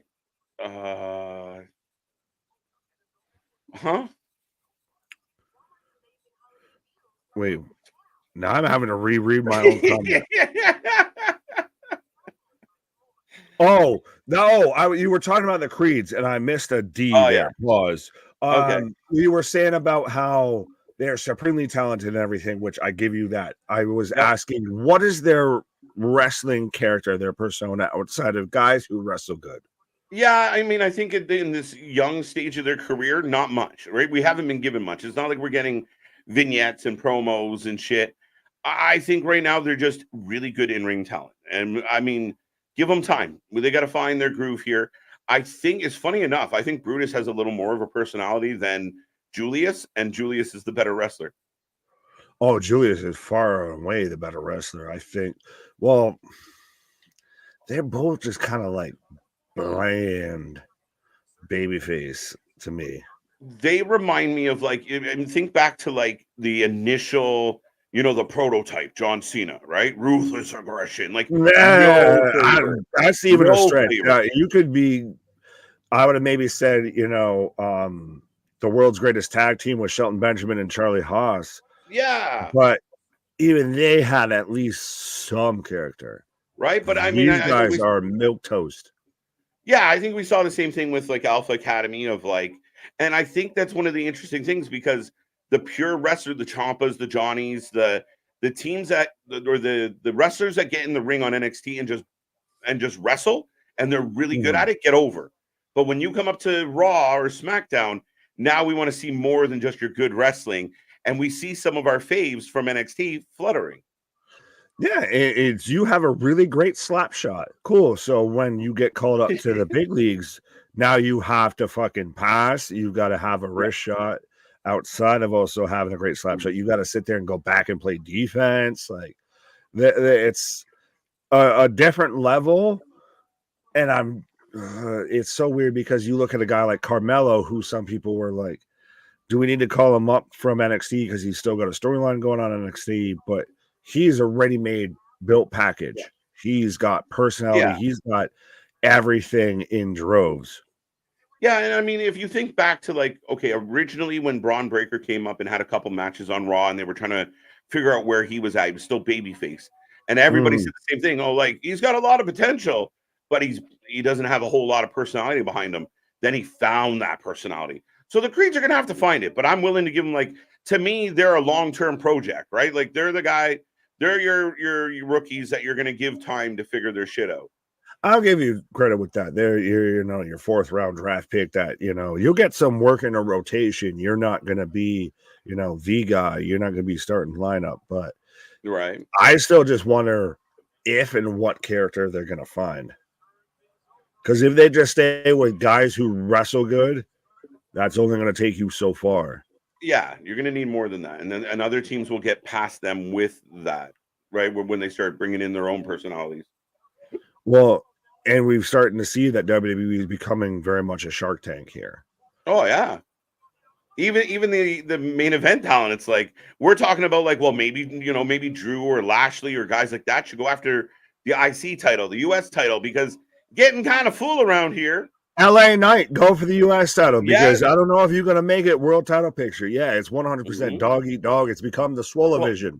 Perfect example. Like LA Knight, is he not the underdog of the three for the number one contendership? Right. As Miz with a DDT right there on the Gunther. Sorry, but yeah, no, he's 100% the underdog. Well, a lot of people bringing up the fact that Michael Cole acknowledged once said Jericho's 9 title reigns. Is that one of the reasons why Miz gets it? Miz, you keep giving Miz the belt to pass him? Fuck no, that would be the petty shit that they would do. Yeah, but if I can take this to divert and at least talk about WWE's baby faces, because for the longest time they were the company that couldn't make baby faces. Now every baby face has their own different voice. Cody cuts a different promo than Punk. Punk cuts a different promo than Seth. Well, 1, 2 count. Dos amigos. Seth cuts a different promo than Randy, all the way around, and they all hit differently. They all have their own voice. Like CM Punk's great because he'll say a lot of truth, and you don't know when the truth stops and the kayfabe starts. Mm-hmm. Oh, absolutely. Gunther versus Seth soon. I mean, I do think that Gunther will lose his belt. You and I thought maybe Chad Gable was the guy to do it, and he still might be. But I think when Gunther loses that belt, he's going to turn on whoever has it, and whoever that is at that time, whether it's Seth or Cody or whoever. Oh, shotgun drop kick. That shotgun drop kick is disgusting. It's a cannon. And for a guy that size to get up that high. But imagine seeing those feet come at you, size 22. He kicked my whole face. I will be a straight up bitch. As we got a Boston Crab of epic. Expose the female in me. Oh my God. But that's still, even like you were just saying right there, is we've got a Boston Crab, or as Chris Jericho keeps calling it, the Walls of Jericho. Good selling. But on Monday Night Raw, you've got Drew, you've got Punk, you've got Jay, you've got Cody, you've got potentially a Gunther, all circling around the World Heavyweight title picture. On SmackDown, you've got an LA Knight, a Randy Orton. You've technically still kind of got a Cody and a CM Punk floating around. Honestly, you could maybe even make the case that might be the shallower of the divisions. But you've got nothing but stars. You've got a Milky Way, in a galaxy competing for your world heavyweight titles. Yeah, and again, we don't even know the intangibles of, like, a Braun Breaker returns or Braun Strowman returns and gets in the mix. We don't know what the call-ups are going to, like, 2024. A Bo Dallas. A Bo Dallas, which, again, more and more, I'm getting excited about this idea and how they've presented it. I sent a thing to our group chat, and then as I read the comments after I'd sent it and realized it was fan made, I was like, no, but it got me really excited about it. Yeah, Bo's done some stuff, but the fan stuff, again, if they build it in that kind of vein. Question finale! Hey! No way! 1, 2 count. Yeah, you're not going to do it to me. Yeah. We really get back to back. When was the last time Miz and R-Truth won on the same night? 2008. When's the last time they were a tag team together? Oh, fuck. I forget honestly all the time that they were actually a tag team together. I remember the big thing was like R-Truth was in Europe and just smoking a cigarette like right? Outside, and they're like, you can't do that here. He's like, I don't give a fuck. Oh, Miz kicks him in the face. But to your point, though, is it very much they've mentioned the record, they've mentioned this, that, and the third with it. So it might be more of the thing to where when Miz breaks it, we can no longer talk about Chris Jericho. Chris who? Yeah. Judas is no longer in my mind.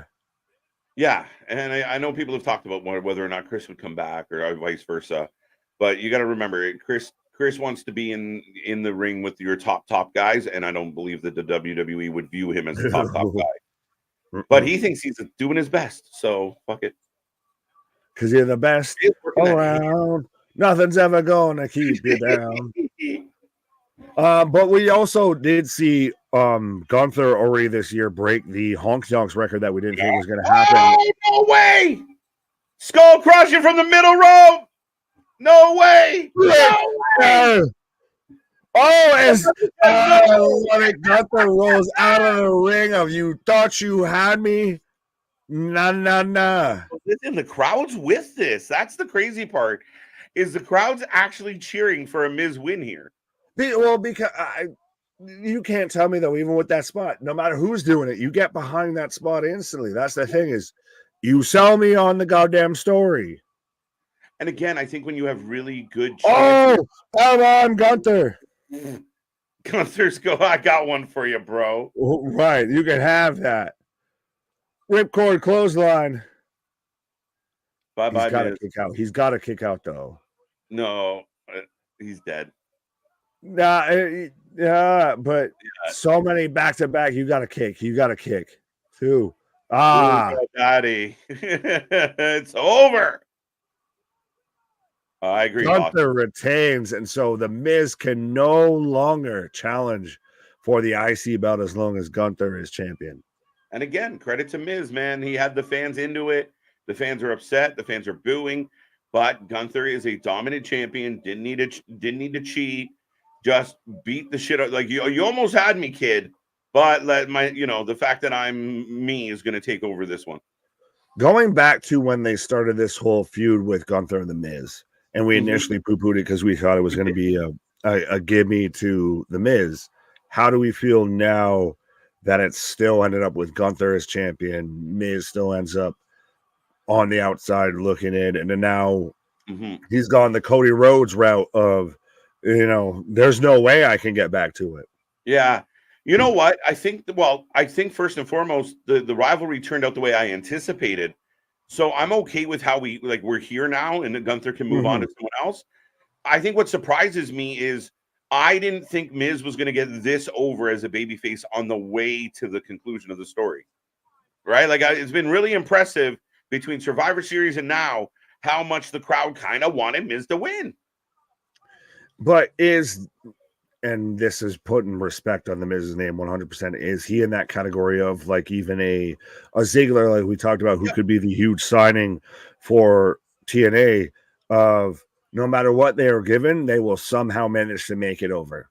That is the testament to Miz. And I know people To me, Miz is one of the most underrated people in wrestling for that reason. There's a lot of guys that looked really good as baby faces because they had, prickish heel Miz to go up against for years. He I is think, 2023 X-Pac. yeah, in that sense, I get what you're saying. He was the litmus test. Yeah, he's the guy. Put him in there with the Miz. If you can make it work with the Miz, you can make it work. And right, we're getting a vignette, a package for the Creeds. Yeah, they're trying to give them personality, much like we talked about. They have to, yeah. Brought to you by Modelo. Should have been brought to you by fucking vitamin D, 2% milk, whole milk even. Dude squatting him, his brother, other dude is bench pressing Ivy. Have them just go the fucking Kurt Angle ultra babyface shit. Yeah. Do they take the tag titles off of the Judgment Day tonight? I think so. You're not wrong. You're not wrong. Well, you think about earlier, R-Truth wins in, and there's issues. You know what I mean? Them losing the belts add to the issues of the R-Truth causes the distraction that cost them the belt. Could you imagine? Could you imagine? I want it to happen. What's up? What's up? Right. As up next, the Nightmare Before Christmas. American Nightmare Before Christmas. This is Halloween. Uso should 100% be fighting a Mania. I like it. I think you and I have talked about this before, Nick, of the Usos facing off a Mania. City of brotherly love. It just breaks itself. It has to happen. I think that's where we're fully setting up for that. Like, let's look at in our fans' mind, in our third eye here, of what is the potential WrestleMania card across two shows of CM Punk versus Seth Rollins, Cody Rhodes versus Roman Reigns, Jey Uso versus Jimmy Uso, and then you've still got Randy Orton, LA Knight, AJ Styles, etc. to play with. Yeah. LA Knight versus Logan Paul. Facts. 100%. You've got potentially Damage Control versus the 4 horsewomen. Instead of Charlotte, you get Bianca that replaces there probably. And you get the big pop of Mercedes returns. Well, so 100%. WWE is white hot right now. Yeah, they're definitely cooking. And I mean, we talked about this where you look at 2024, we're going into Rumble, a big stadium showdown in Florida. It's going to be a huge one. One of the most anticipated Rumbles in the history of Rumble, I think. Then you look at, we're going to Perth, Australia, another big stadium show. Then you're coming back for Mania in Philadelphia, a huge show. This is cooking for the first 4 months of this year. We're cooking. The best thing that I like about what's going on WWE's side of pro wrestling is I don't know exactly where everything's going. Yeah, but I know where everything's going is going to be fucking good. Well, and I think that's a fair argument where one of the biggest criticisms and some of the naysayers of WWE that haven't followed along, they just kind of got stuck where they were, is that, well, it's the same old shit. They don't do anything exciting. And we saw that. We were critical of it, of like, Roman's coming up, Brock's going to return and win whatever the fuck he's returning to do. This is why you need competition. Yeah, this is why the competition matters, but also with the changing of the guard, I think there's so much up in the air, which is rare, has been rare in the past decade or so for WWE, is what's going to happen next? I have no idea. Pro wrestling is in its renaissance right now, and we're too busy infighting with tribalism to embrace it respectfully. Yeah, no, you're not wrong. So no Miz Gunther 3, no Miz Gunther 3. No, we died hard twice. We didn't die hard a third time. We didn't die harder. The only reason why Honky Tonk Man even had the belt to begin with was to troll Ricky Steamboat for wanting to go home to see his first child born. Well, times have changed, but Honky, well, that might have been how he got the belt. I mean, keep in mind, Honky kept the belt for a long time. He was one of those prominent characters through that time period. and then he got squashed by the Ultimate Warrior. Quick time. How ironic is that if one jobber squashed another jobber? Destroyed. Yeah, Honky Tonk Man, that's to me, he's the Billy Ray Cyrus of the IC division. Right. Had a great hit that just fucking carried on for a bunch of time because God knows why. Right. Marvin says Creeds need to come to the. Yeah, I like that. Eye of the Tiger. Dun, dun, No, dun. that's Tommy DeVito. Tommy DeVito, Tony Cutlets. Tommy Cutlets there needs to have to 100% come out to that. Or at least, you know, when they cut into the rising up back on the street. Right. Fly, yeah, he has to. Well, if he played for the Eagles, he'd come out to that flying high now. Oh, yeah. As we are in Iowa, if anybody was wondering, getting some picks. Wait, that's in Iowa? Holy shit. Rey Mysterio has signed a new WWE contract. I know Dom did. I have not heard about Ray. And also, on a quick side note, speaking of injury updates and T's and P's, CJ Perry going in to get surgery. She had an infection in her finger that has not cleared up. And she has posted out on social media that she will be going to get surgery to clear up the infection that's in her finger. So thoughts and prayers to Miss CJ Perry, and hopefully she'll be back to being hot and flexible very soon. Mm-hmm. You have that. You can have that. Nick's again. Moving on. I saw it. You can have that. As now we've got Imperium congratulating Gunther on his retention backstage here.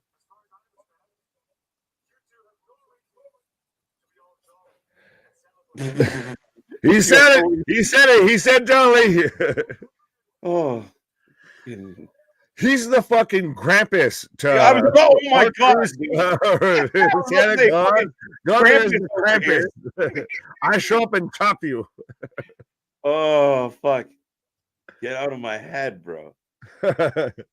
You have no reason to be jolly. Yeah. Get over here. I'm going to chop you now. Well, Gunther's right. The Imperium needs some fucking solid wins, man. Just make them a solid fucking team. Oh, Kofi Claus. I forgot it was Kofi Claus. Santa's Jamaican? Rastafari, 100%. If Liv got pulled over for smoking, that's why the Christmas tree stays so green. Right.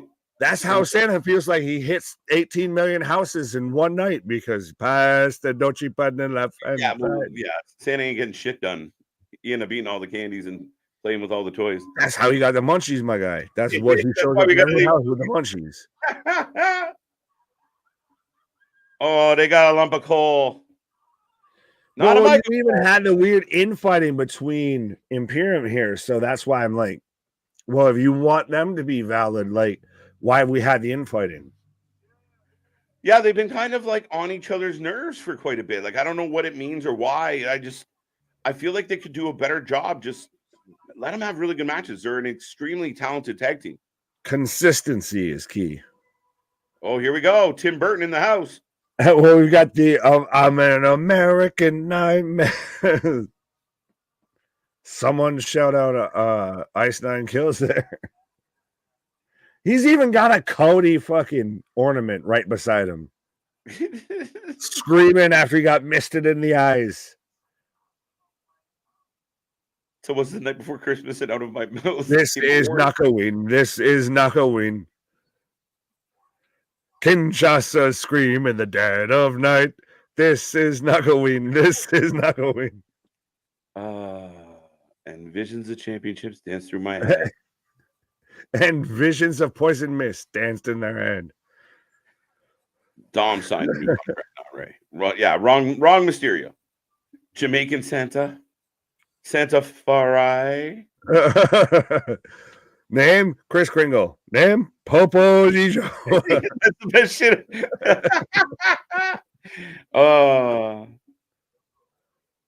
Santa Claus. I guess we get the New Day Imperium. We've had that though. We've been there, done that. I'm fine with it though. I like that. Probably, honestly, WWE seems like it's trying to take the start of 2024 as much as they can as a hard reset of everybody gets a Vinsectomy. Gone. We got to let the Bret Hart old man stink out of here. Oh, shit. Cody didn't like the story. A RAW is such a Cody. A RAW's such a clatter. Oh, wait. Where'd they go? Oh, the American Nightmare said, what's the fucking matter? Right? He said, death away. Oh. Okay. Cody, they're coming out. There we go. Now, though, I'm still so waiting for QT, for Arn. I'm waiting for, especially because Cody's coming out here looking like Angle with the, the tracksuits and everything. I'm waiting for, American Top Nightmare team to show up here. Yeah. Well, Nakamura they're trying to separate them with security as they're fighting in the audience. Shin spitting bars right now. That's one way to put it. Did he really red fish, blue fish, one fish, two fish? Yeah, I have him paddywhack. I can't even mimic it. It'd be troublesome. Called his father inbred. Wow. It's hard times out here. It's hard times. Yeah, there you go. Yeah, Cody didn't like it. He brought up his daughter, brought up his dad.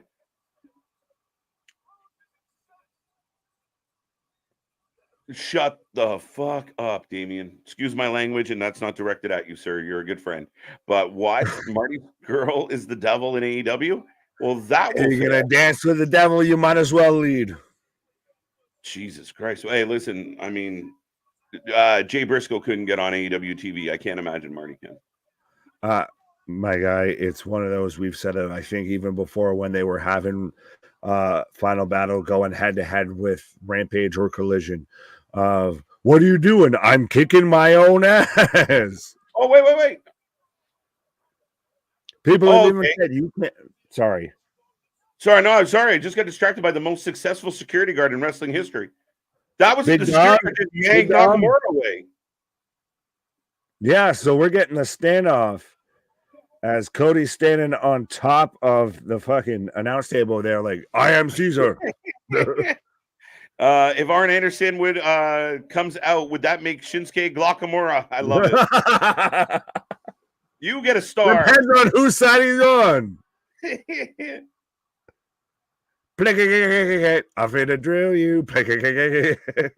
If you read the subtitles, yeah, I caught most of the subtitles. Unfortunately, we missed parts of the show because of y'all. We talk.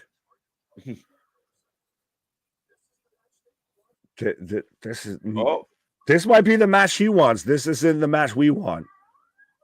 Let's do it. So, yeah, how is Chelsea Green just doing Roderick Strong just less annoying? I love it. I love the fact that Adam instead of Adam. I wonder if it's on purpose. 100%. Right. Speaking of WWE going UFC, did you see the reports that Lola Vice was like, I'll go in the UFC. Yeah, I'll go back. I'll have a scrap.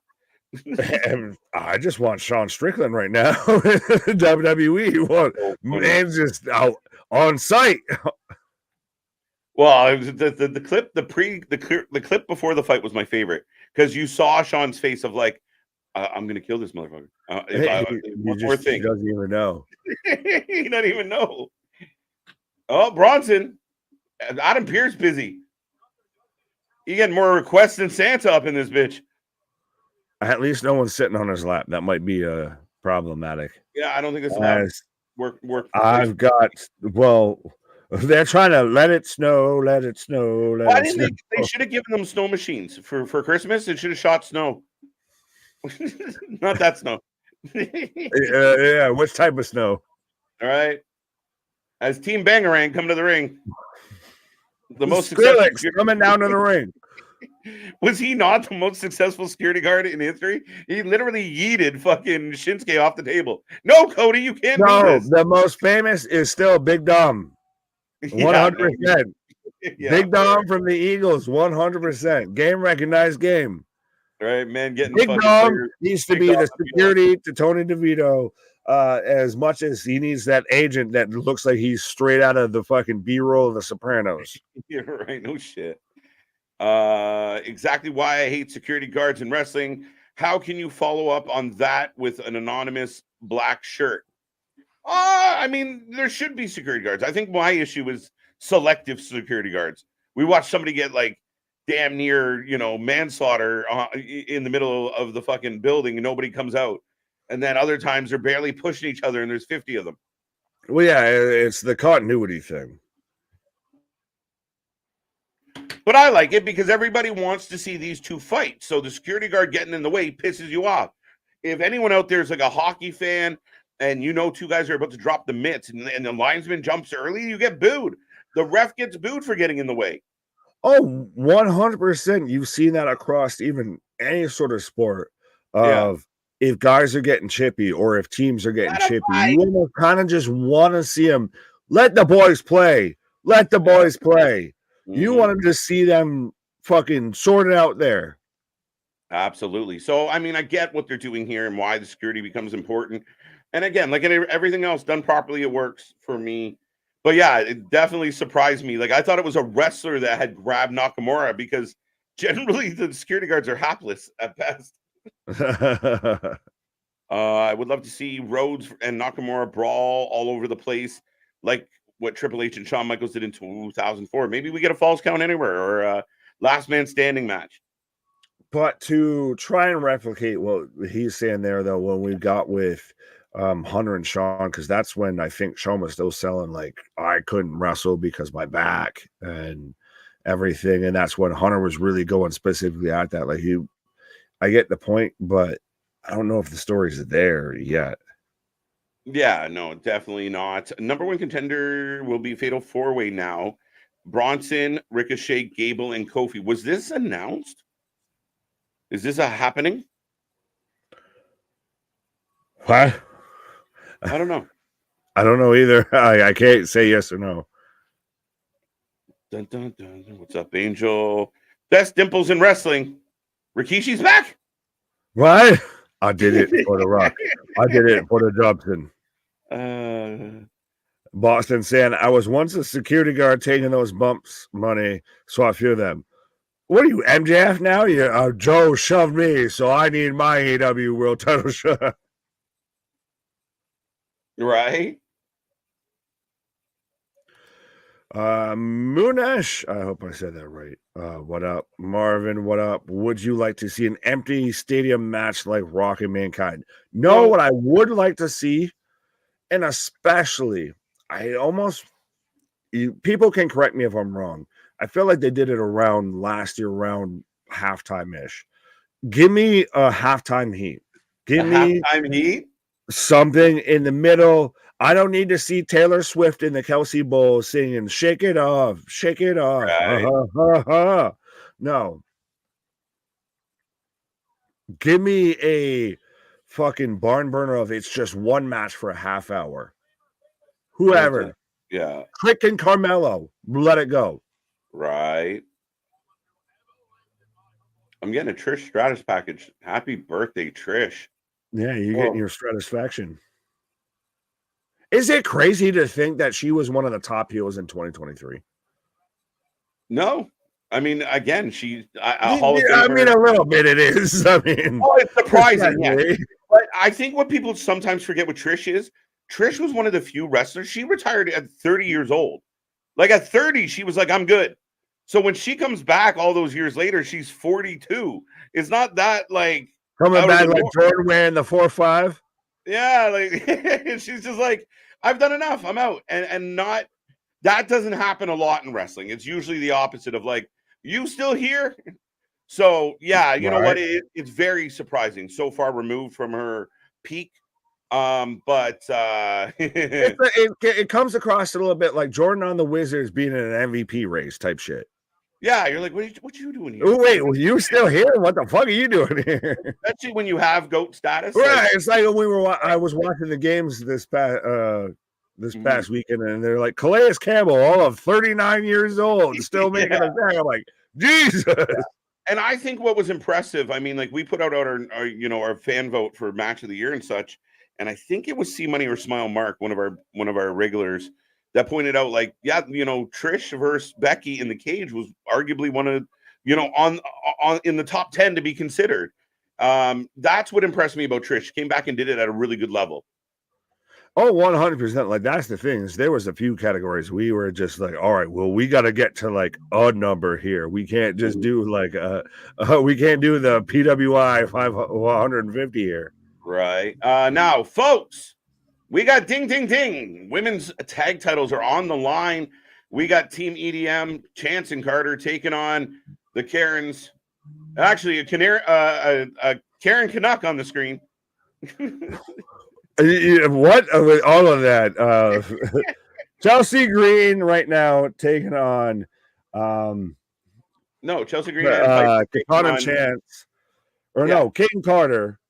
Katana Chance was the one that was dating Ricochet, that to where I remember her Rumble spot, to where she was American Ninja Warrior and like ab crawled herself back in. Yeah, 100%. When you were saying ding ding and ding a ling, I would just started wanting to go, my ding a ling. Click the subscribe. Click and like. Right. Finn is breaking JD from the inside. He agrees with Priest's decision because he knows it pisses Rhea off. Finn deep down still hates Priest. Yeah, I mean, it's got layers. It's got layers. So what you're saying is Finn Bálor is Shrek. Finn Bálor ogres, or at least he's an ogre. Ogres are like onions. They have layers. Judgment Day is like onions. They have layers. Yeah. Except he might be teaming up with Forquad.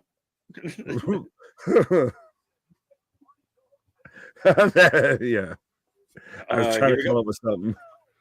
Piper just pouncing on. Ugh. There goes. I think she's super underrated out of this group here. Oh, I know. I mean, I think eventually she will break away from this tag team because they all break away. And I like Piper. I know I give her a hard time by calling her Dewey all the time, but I didn't name her. Well, that's the thing, is she was one of those. She was a fucking world beater as Piper Niven, and then they named her goddamn Dewdrop. Yeah. And boy, howdy, have you ever seen molasses freeze in the fucking winter? Because that shit came to a goddamn standstill. Oh wow, she kicked out. Sorry. Piper squashed both women. She just had to beat that beat up. She had to fist pump one last time. It was stuck in there. She had to get it out. Right. The Twerk Sisters. Trish for early Christmas. Yeah, all I want for Christmas is you. I told you, like Trish is from where I'm from, so it was always fun. And she has like one of her own gyms, so I'd go for my like morning coffee, and it's just this big plastered wall of Trish Stratus. I know you have a white beard, but that doesn't make you Santa Claus. You can't gift yourself fucking Trish Stratus underneath your Christmas tree. It's Christmas. I'll do it if I want. I'll get what the fuck I want. Trish, if you get scooped up in a sack by somebody, might be saying ho ho holy shit. Green and Niven for the win makes sense. Katana for the win. I don't see it, but not bad. Happy birthday to Trish and Steve Austin and RVD. Yeah, and James there. And James. So does Chelsea Green win just because she's got green in her name and it's the holiday season? That's as good as it was a reach and a half, but I tried. I'll accept that. Favorite Trish moment when she was a guest on the highlight reel with Jericho. I got some other ones than that, but yeah, that whole storyline with Trish, Lita, Jericho, Christian back in the day was a fun one. Now, how many of your highlight reels are ones that were actually on screen versus in? Well, and that's when you used to get like the VHS, or it would have been VHS, but you get like the Diva tapes. I'm gonna put this in like 3 times slow motion, frame by frame. Trish in a white t-shirt with a fucking hose did a lot for a teenage boy. I was gonna say, no Santa Claus in sight. Trish still hot, and she can come and go all she wants. 100%. Facts. Pause. On so many levels. Who sang the silly Shake It Off song? Going to be that was you. You definitely threw that out there. I'll be the Swiftie, I guess. I mean, I have a Nick Kelsey and I have a Swift on my fantasy football team, so I am 100% in there. That picture of Kelce or Kelsey Hurts, Swift, I thought was great. The three Philadelphia players in a row. 100%. Well, and even Christ, what? Never mind. Move on. I forgot what I was about to say. KJ, Nick, I think we are all getting new champs here. Actually, otherwise, what are we doing? What are we going to do with Kayden and Katana? I think they're just on fresh on the scene. I don't see them winning yet. I don't think them winning it really help them or hurt them. Chelsea and Piper have made those belts relevant. I wouldn't take those belts off them anytime soon. No, and there's still even the potential that Chelsea might get a singles push. We haven't done anything with Alba Fire and Isla Dawn, which to me still I want them. If we're gonna do a women's tag division, fucking there you go. But so yeah, this is stagnation. Yeah, no, I think I mean, again, good little baby face to get an opportunity, but them losing right now doesn't impact them long term by any stretch. It's one of those, hey, we're late in the season, we're about to head into 2024. Hey, remember they're still on the roster? Okay, cool. You won't see them again until we're about to head into 2025. Right. So yeah, in a world where we've complained that they didn't do enough with these tag titles, at least we've had consistent champions that are consistently used and that we're actually seeing them. You know, her harassing Adams worked really well. The Karen Canuck has been a good thing. In a world where Matt Cardona's wife is more over in WWE than he ever was.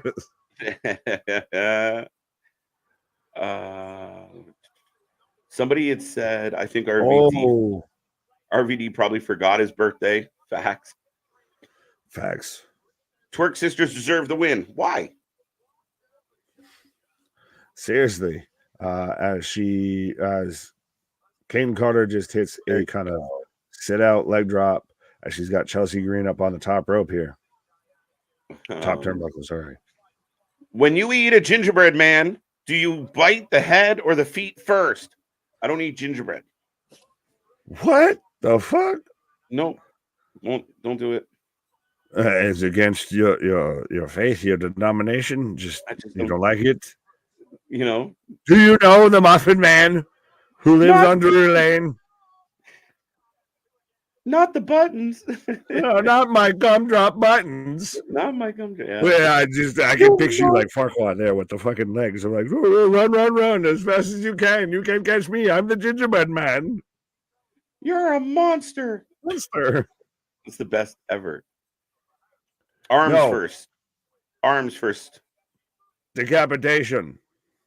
You go head first? Oh, absolutely. I came in like a wrecking ball.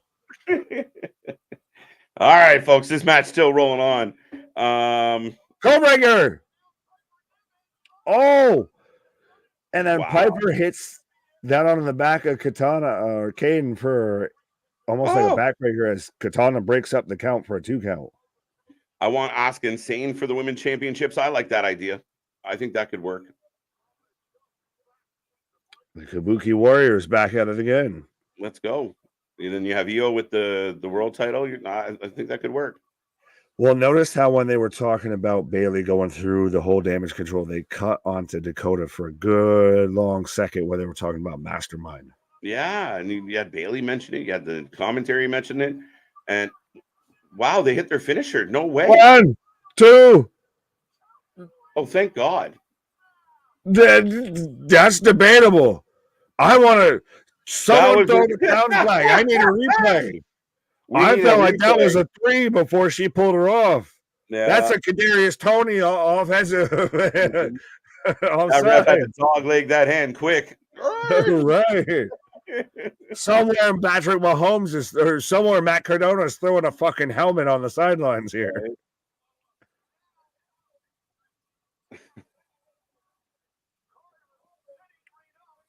Oh,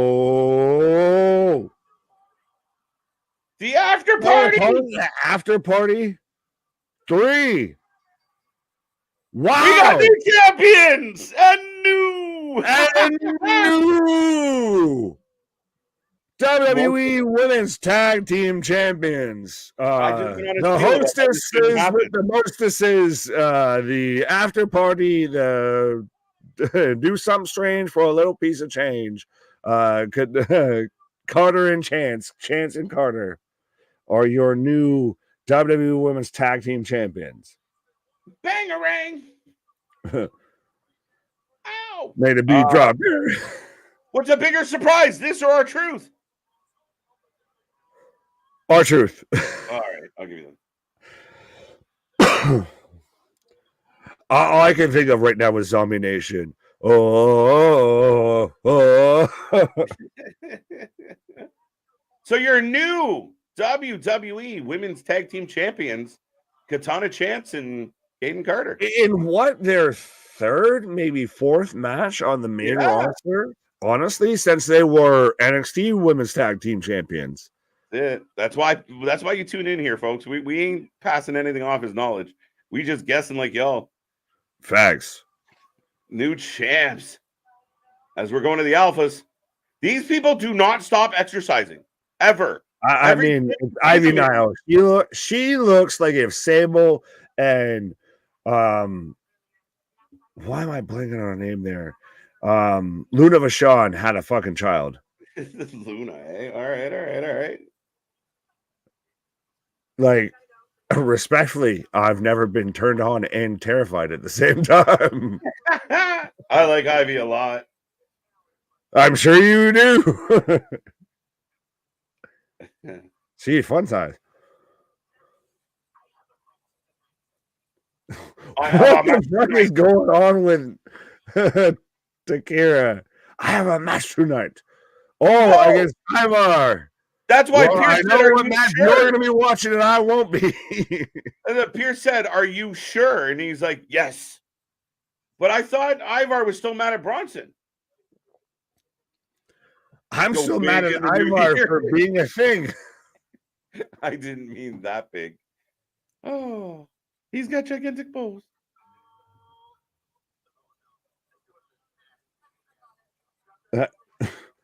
What the fuck? Like, I got this. Like, they're treating Tozawa like a kid that you got to change his nappy because he goes off and dances off. Like, what the fuck are we doing here? They go into Six Flags. Yeah, no, it was again, it's that thin line between like when you go from funny to silly, right? Like, all right, this is fun and cute, but then when you're getting too stupid, you lose me a little. But it's one of those of you going from like the highway speed to like school zone speed of like you're going from like 65 to there might be children that might get hit here of you got to go to 10 miles an hour here. Like we're slowing way down. Right. Aiden, welcome. I want Cody Rhodes to face Seth again. It might happen one day.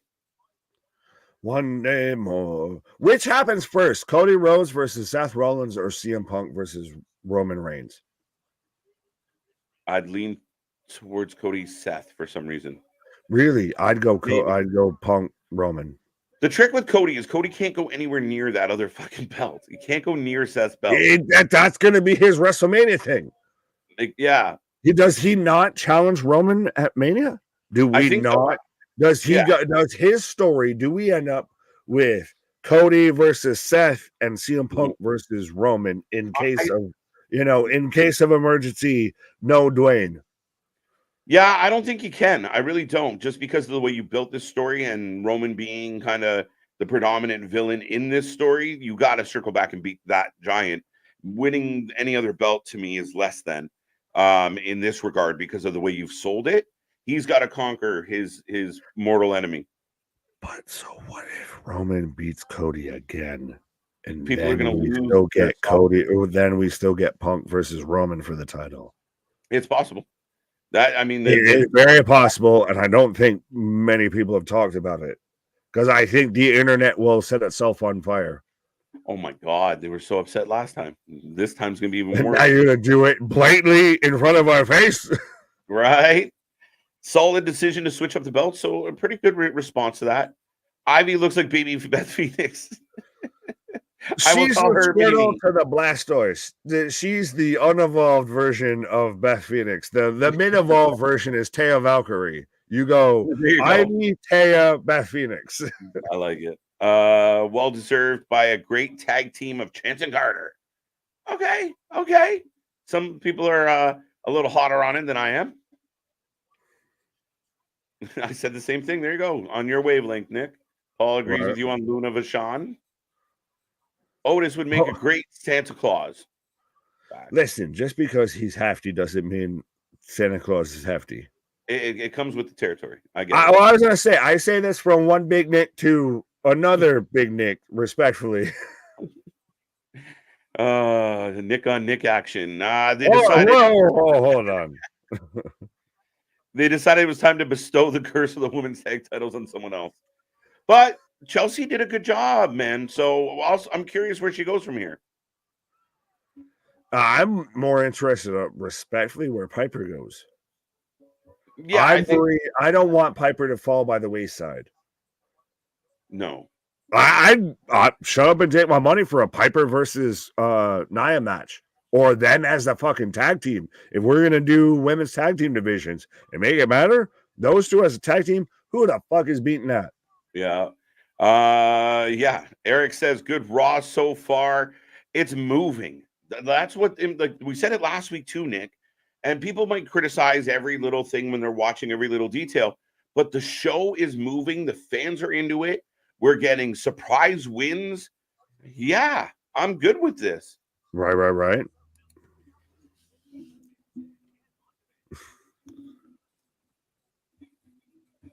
You good? Is that what? Oh, okay. I think I was there, and I was just saying, yeah.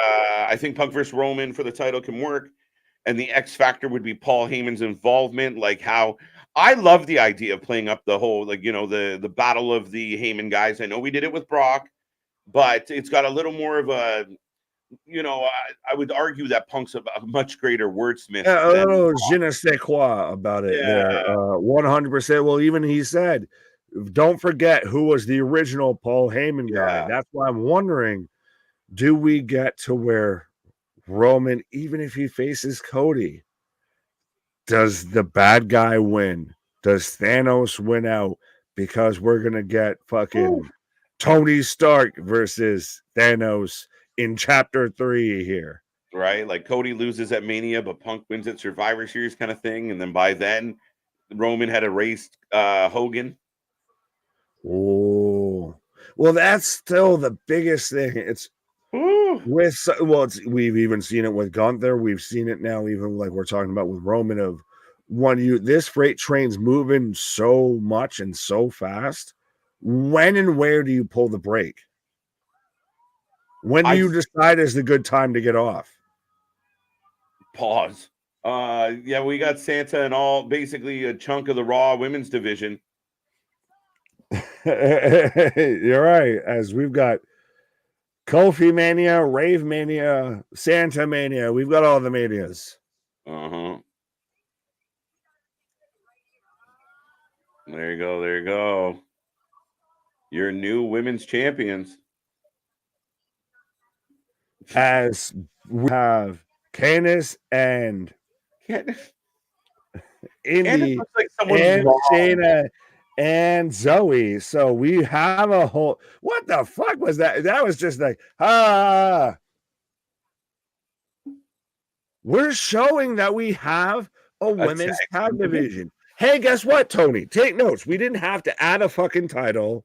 We didn't have to do this. We didn't have to do that. We just had to actually act like we gave a shit. Yeah, a little bit. A lot of it. I'm not sure what Sarah Logan Valhalla just talking to the sky. I'm gonna go talk to the sky. You know when them shits is hitting good. Which KJ is gonna make sure his shit's quality controlled here. So we are getting we're just getting a regular one-on-one match. I thought we're for half a second getting a mixed tag team match, as we've so far had no one go through the trees and the presents on stage. So I'm sure that's bound to happen here. But we're getting Ivar with Sarah Logan, aka Valhalla, in his corner, and we're getting him versus Akira Tozawa with ET phone home. I mean, Maxine Dupuis in his corner as well. A stare down between the current tag team champions of Raw and Nat and Shida. Well, no. The current tag team champions already walked off, and we had a stare down between challenger versus challenger. But you can have that. As you can let me know who you're taking in this match, who you're taking for predictions, whether you're taking Akira Tozawa or Ivar right now. Oh, Tozawa actually pretty much taking it to Ivar here. I didn't say champion. Oh, yeah. Larry, he does dress as badly as him. Ooh. I can see Piper Niven turn on Chelsea now. Well, we're not going to see it now. I mean, the WWE Women's Division is on fire. There's no denying it. I think just WWE as a whole, like, respectfully, I know we're getting, like, this is probably the blurst of times here to talk about this, when we're getting Ivar versus Tozawa with a spike DDT that I actually thought was a fucking spine buster here. As we're getting thrusts. As Ivar just says, hold these nuts, pause. I thought we were about to go into commercial break, but I know this isn't probably the greatest time to say that. You know, WWE's fucking white lightning hot here. They're fucking Flash Gordon. They're the Red Rider BB gun that everybody's wanting for Christmas here. But at the same time, Tozawa's hulking up here. He's gonna tear the shirt off like Hulkamania. Who are you taking? I'll take God. Do I take Hot Topic Ivar or take, the stinky Tozawa here?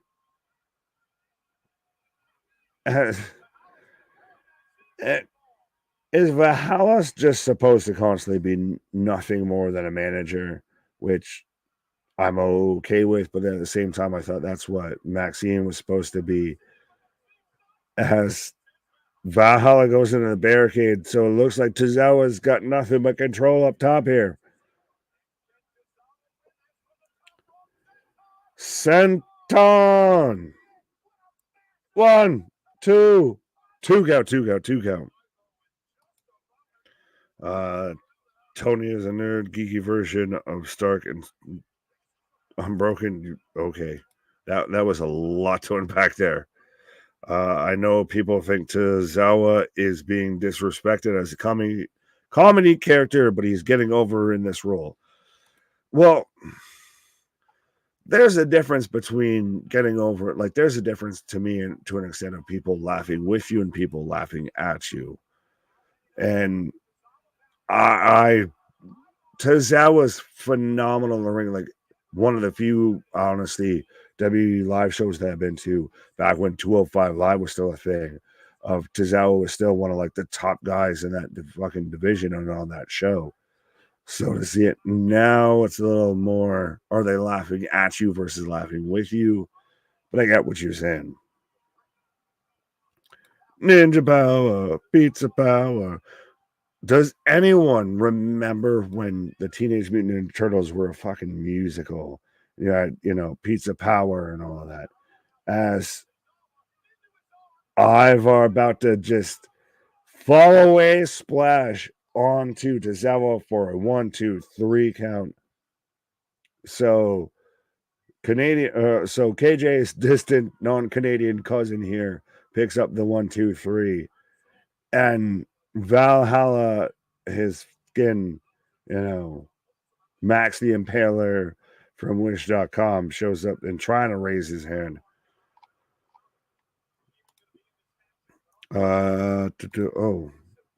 He's great. It's Tajiri all over again. No. You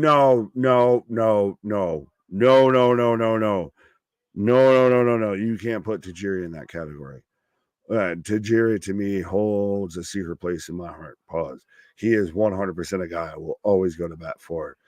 Tajiri to me, I think, was great all the way from even when he was William Regal's, second in command and everything like that.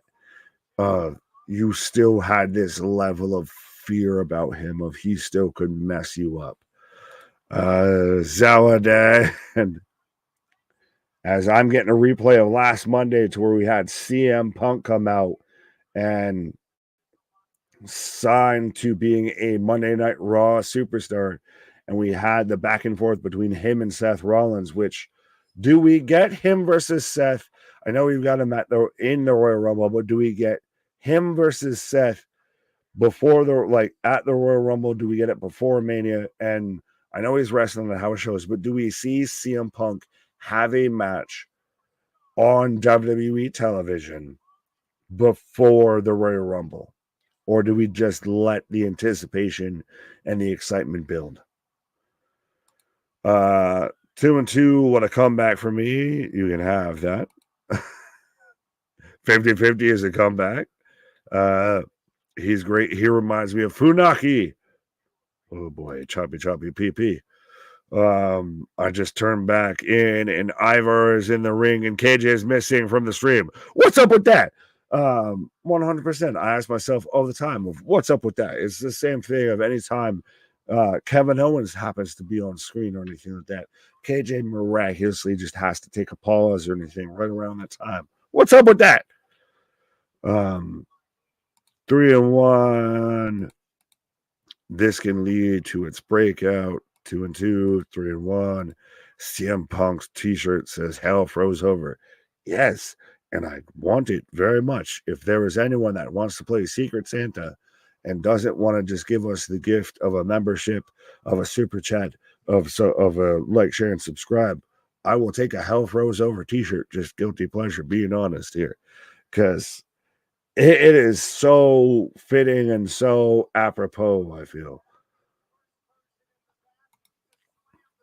Can we have Tozawa help The Miz win over Gunther? No, because other things have happened beforehand. So you can't go back in time, Doc Brown. No, Marty McFly. The fucking time travel doesn't work that way. Suffer and suck a dash. Oh, God. But what do we think? What do you guys think? How do we feel as a collective, as a whole, on the back and forth between CM Punk and Seth Rollins? We actually finally got serious Seth Rollins instead of laughing and joking and doing his best Joker, laugh impression. And we even got CM Punk saying, you got your pass here. This is the last time you get to disrespect me before I probably front face lock you and you see what the brawl out was all about. Oh, Jesus H. Christ. Seth Rollins out here looking like if the Grinch and Tim Allen's Santa Claus had a child, I feel. Honestly, if we were going to do an actual true to rendition live action Grinch Who Stole Christmas, just make Seth Rollins the Grinch and just, have him be the Grinch who stole CM Punk's bush. Hi. Speaking of the Grinch who stole Christmas. Whoa, no. You're a mean one, Mr. KJ. Depends on who you ask. I was going to say, if anyone here is heel, I feel like it might be the other way around. Right? Of course. Go ahead. CM Punk versus Dominic Mysterio next week. Confirmed, yes. CM Punk will be returning to the ring at Madison Square Garden. And I believe one other spot to take on Dominic Mysterio. Yeah, he's doing house show in California, the initial one with him versus Dom, which was announced. And then he's also doing MSG, which, of course, is where everybody's going to... We had the Roman Reigns versus Brock Lesnar match there that they even used clips from on SmackDown to show Roman dominating, Brock Lesnar. Absolutely. KJ secretly eating gingerbread cookies. No, I got myself some homemade Christmas crack. And I don't know if that's hold on. Hold on. Explain. Explain. No, you can't just say that it's like a holiday treat. Robert Downey Jr. Like fucking. I got myself some tiger blood here. Fucking anybody out there knows at all what I'm talking about, but it's a holiday treat. No one knows. That's why I'm asking for clarification. It's just essentially Sheen. It's caramel and crackers and your choice of chocolate. So some of them, and you get to kind of, so there's chocolate score is one of my favorite ones. But basically it's just, we call it Christmas crack because it's so addicting you can't stop eating it. That's what Tony Khan's been on this whole time. Maybe he's a smart man. Dun dun dun. Can lead this. Or did he have the beaver tail? Beaver tails are yummy. They're really fucking good. If you ever get a chance to have some beaver tail, do it. Okay. Can we have Tozawa help The Miz win over Gunther? I don't. Oh, no. If anything, maybe he'd help Gable win over Gunther. But I don't. Well, they asked that, and I was like, "Well, no, we kind of already had those matches, so that's not gonna work. We can't go back in time." You don't see my comparison between Tozawa and Tajiri, like as far as the comedy side of things? No, because Tajiri was good. Yeah, but he was also really funny. Right. Tell me where Tozawa's good. Well, I mean, he was a ninja for 3 years, and that's all I refuse to call him anything but ninja till recent. So you're not wrong about that. You're making my case more than you're hurting it here. I think this comedy gimmick for him right now is getting over. It's getting clicks. People like it. People are cheering for him. So it's got that kind of. Do you cheer more for Otis or do you cheer more for Tozawa? Lately, it's close. Tozawa getting a lot of love. It's still debatable of you might not be the most over guy or the most funny guy in your faction. Yeah, but he might actually be. Like, I think he's getting like I know he got pancake. Oh, happy birthday, Stone Cold. Why?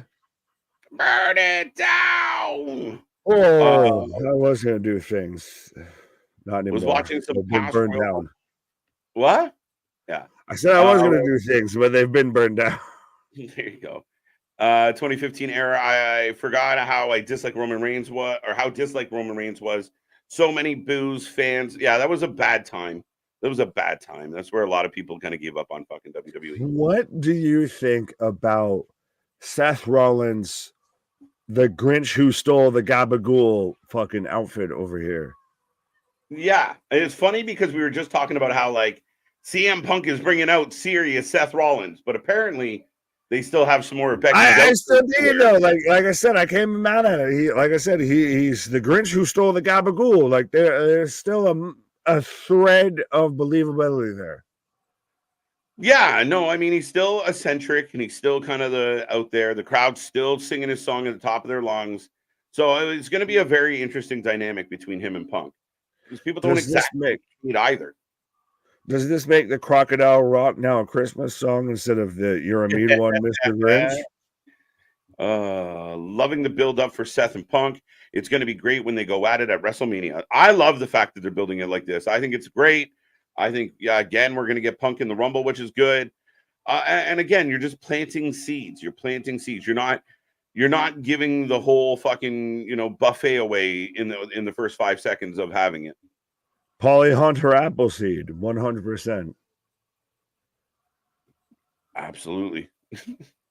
Let Tozawa have the peppermint mist. There you go. There you go. That's called a Frosty, sir. Wendy's might have a trademark on that. Night Rollins. I want. You're a mean one, Mr. Seth. You really are. Yeah. He is a visionary, a revolutionary. He's not stationary. I will say this, and I know we have our awards coming up and everything like that. I will go on record publicly saying he is 2023's MVP of pro wrestling. It's a valid argument, man. And I thought it's funny looking at like the votes, and again, we got to compile some numbers from different places. Cody got a lot of love on that vote, but Seth did a lot this year, guys. A lot.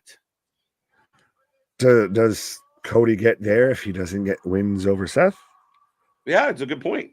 And I mean, again, at a time where you introduced this new title, and a lot of people felt like it was the secondary title, the non-Roman title. I think this man validated this title. He made it a workhorse title. He did everything he needed to do to kind of make us forget, like, this is the title we see the most. This title gets defended. This title gets fought for. I like it.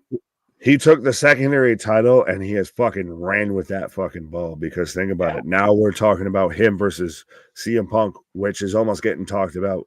If anything, is getting talked about more than a Roman Reigns versus Cody Rhodes match or anything like that. Right. Seth is the only person that can pull that off. Yeah, essentially. He's found his niche. If he shows up, it's during Seth's segment, but yeah, he might not be on the Drew. See, this is why Punk can't be here right now, because he'll overshadow Drew. Facts. So we got to focus on day one right now. Now, do you think that Drew could take the title off of Seth? Like, does CM Punk versus Seth need the title? If it's down to the vitriol of I hate you, does it need the title? That's a fair argument. I mean, that's interesting take on it. The assumption would be, Seth versus Punk for the title. Yeah, but you got to. Well, how many times have we said with Roman? Does Roman need a title in a feud? So how does Seth need a title in a feud? Because it's such a heated grudge match and such a level of hatred between the two. There is a valid argument that I'd be shocked if Drew wins it. But again, if Drew loses again, what does Drew do? Facts. Seth, you should have kept the fucking jacket on, because now you look like you're a fucking bullfighter. Toro. He looks like Claymore. He looks like a Christmas cracker. All right, you already talked about Christmas crack, and now you're getting Christmas crackers. Like, there you go. I get there even more where you're going, but he looks like El Conquistador more than anything. Right? Ole! Tapatio. Nikki Cross needs to be a heel. Give her a push. Nikki Cross needs to be used. But hold on, 2024 is a coming. Could they sign all of Sanity back? It'd be very interesting, because Eric Young, again, was very opposed to Vince McMahon, very public about being opposed to Vince McMahon. But their best push, their best feel. Shaniqua don't live here no more. It was Trips did wonders with Sanity. And that was one of the biggest drop balls. When Sanity went to the main roster, they fucked that all up, because they were excellent in NXT. Right.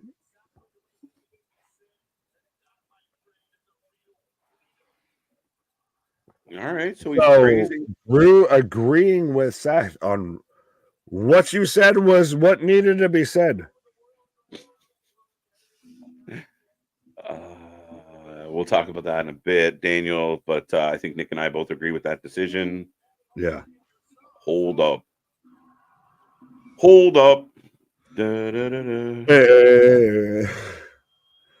For the to be acting to all see. Homemade Christmas crack. He was in the kitchen baking up. Here, brother was baking. All right. Fucking the wall. I know your last name's White, but you don't need to be the fucking Walter White out here. Just be KJ White. I'm not Jesse. I'm no Jesse Pinkman out here. Cooking, my guy. Yeah, science, bitch. Science, bitch. KJ, are you allergic to ginger? No, gingers. But no, I'm just kidding. Just caught the last one, and now I'm like, body shot. Nikki Cross right. Nikki Cross comes out as entrant number 1 and just stands in the middle of the ring with the whole time till the end. Everyone throws everyone over, and she's still standing there in the middle. They would do it.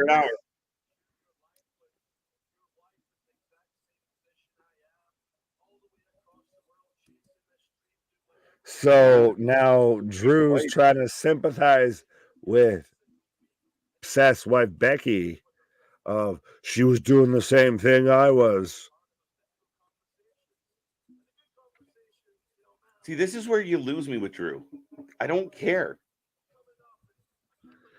Yeah, but that's the thing. That's been the longest running thing with Drew McIntyre, respectfully. Mm-hmm. Love it or hate it, was his win over Brock the peak. And it's been nothing but fucking downhill since then. And we're trying to do nothing but recapture the magic. And sometimes you can't put the genie in the bottle twice. Well, I think the issue is when he's like in between. Like, is he a bad guy? Is he a good guy? What is his thoughts? Like, he's coming even off, if he was a heel. Well, if he comes out as a heel with a chip on his shoulder with a bad attitude, he has though. Better. But he's not. That's the problem. Like he acts like a heel, then promos like a baby. I don't know what to take of this guy. Well, no, he comes out more instead of like you're expecting like the full like Doritos chip, like on his shoulder, and instead you just get like the dip, like the Tostitos like dip size coming out here. You get the scoops coming out instead of the full fucking tortilla chip here. And that's been the problem of, I guess, a bit like what you said. If you're gonna do it, fucking dig in. If not, don't do it. That's it. Like, and even like he's not getting any crowd reaction. He's not talking to the crowd. He's not pulling the crowd into this at all. He's just kind of rambling. But at times, though, does WWE Raw, especially Raw promos, come out, Rapunzel, let down your hair. What sweet from yonder window doth break, and everything like that. It becomes a little bit more theatrical versus, I believe this is the genuine reason as to why you're fucking, like, this is your motivation outside of someone told you you're Scottish and you're angry. Go, go, go. Yeah. No, but like come out with some piss and vinegar with a chip. Like you said, you need the chip on your shoulder. And right now, you saw the promo between Seth and Punk last week. This doesn't, like, the crowd's quiet right now. But is that the CM Punk effect of that anything between 100%. Without Seth and Punk feels less than? Yes, and that's why he's not here right now. But you need Drew to come out with an attitude and the wet hair and get in Seth's face and tell him, I'm gonna fuck you up. Like, make it simple. Make it simple. Not this. See, I would go. You have to go full aggressive with Drew. You have to go to where he fucks Seth up and establishes himself as a champion. Because, like you said, like we were just talking about, in this verbal back and forth, all you're thinking is, where's CM Punk? He's the Poochie of this situation. Yeah. It's a bit pity party-ish, right? Like, boo-hoo. Like, I travel. We know your story, bro. We know. But, we always wanted him to show up and just claymore Seth in the face and everything. But this whole thing's just become like, well, when CM Punk's not there, everyone should be talking about, where's CM Punk? Yeah. He's the goddamn Poochie here. If Drew came out and just fucking battered Seth Rollins, pillared at post, and said, you're worried about him, as he punches him in the face. You're worried about him, as he punches him in the face. You should be worried about me, and punches him in the face. Yeah, and like even using like that camera, use the mic cam or the cam mic to have those moments, right? He doesn't come out and talk. He comes out and throws a fucking headbutt, like throw a Glasgow kiss right down the pipe. And he grabs the camera and shakes it, and he's got Seth's bloody fucking face or blood on his knuckles, and said, "You're worried about CM Punk. Worry about who's been here." So big. So it ends. Oh, this is what happens when you don't tip your waiter at an Olive Garden. Seth Rollins dressed fucking out here fighting in his wife's best blouse. It was a lovely blouse. They're kind of doing what we're talking about, but they should have just done it without the talking. I don't It's like sympathy seeking, and it doesn't work. Drew McIntyre works best respectfully when you keep him not talking that much. Yeah. Much like Kevin Nash. Any sort of big guy, the more they talk, the less that you fucking believe. Like, I am Groot. You don't want to, I'm so sorry for whatever it is. No, you want to just have them be the big giant that fucks people up. Seth eats his Alabama slam on the stairs, and he's hurting. I don't see them doing Punk versus Seth at Mania for the main event without the title. Yeah, I think I agree with you a bit, Boston, on that for sure. My assumption is if you're going to be in the main event, it's going to be with that title. So, again, I just don't think Drew's the guy to knock him off. I hope he's not. No. We have a Caucasian bland baby face shaking hands with two other Caucasian bland baby faces. There you go. Cody was just in a heated brawl. He looks clean as a whistle right now. Like, he cleans up well. Well, I was about to sit there and say Seth looks like the fucking red, plant that everybody fucking has around the holiday times, but I couldn't remember the name of the plant, so I was sounding like a... There we go. Yeah, Seth looks like just a poinsettia that got his ass whooped. Kofi Claus is back. I want me a Yeet shirt. Right? Happy Yeetmas to all. Happy Festivus for the rest of us. Fair enough. That comes on the 23rd. We have the Festivus for the rest of us here. Right. Here's a crazy booking idea. Bobby versus Paul. I see another one that's Logan versus LA, and that's where my brain goes. I think LA versus Logan plays really well. Bobby versus Heyman? I don't want to see that match. What? You said Bobby versus Paul. I said Bobby versus Heyman. I don't want to see that match. Right. Yeah. As we've got Imperium. Xavier Wood gonna come save the day? I'm getting nothing for Christmas. I'm with you, bro. I'm getting nothing for Christmas. Mommy and Daddy are mad. Eichner and Gunther are mad. Drew screwed Drew. I like that. Here's where you get the Jey Uso. So we're gonna get Imperium versus Kofi Claus and Jey Uso. Jay's hilarious, man. Comes out with his tongue out like he's MJ. Well, that's the thing, though, is you look at him, you look at Cody, you look at Seth, you look at this baby face, you look at that baby face. They're all different, but they're all great. And we've gone away from the Vince McMahon cookie cutter. Yeah, baby face. They all got a personality. And everybody is different. Every shot. Wait. Oh, are they blurring the Yeet again? They're blurring the Yeet. Is he blurred? Yeet is blurred. Or is that my eyes? Like, have I? I was gonna say, I know I'm on the vitamins, but fuck. What? Yeah, you noticed that, eh, Marvin? I'm too fast in universe. Remember Seth had AOP, Buddy Murphy, and the Austin Theory. Yeah, I remember the Monday Night Messiah. Well, now there's talks that might be Karen Cross, Scarlett, and AOP. Is Woods hurt? I'm not sure. I think he was. Ooh, so are we gonna get Big E? I hope one day.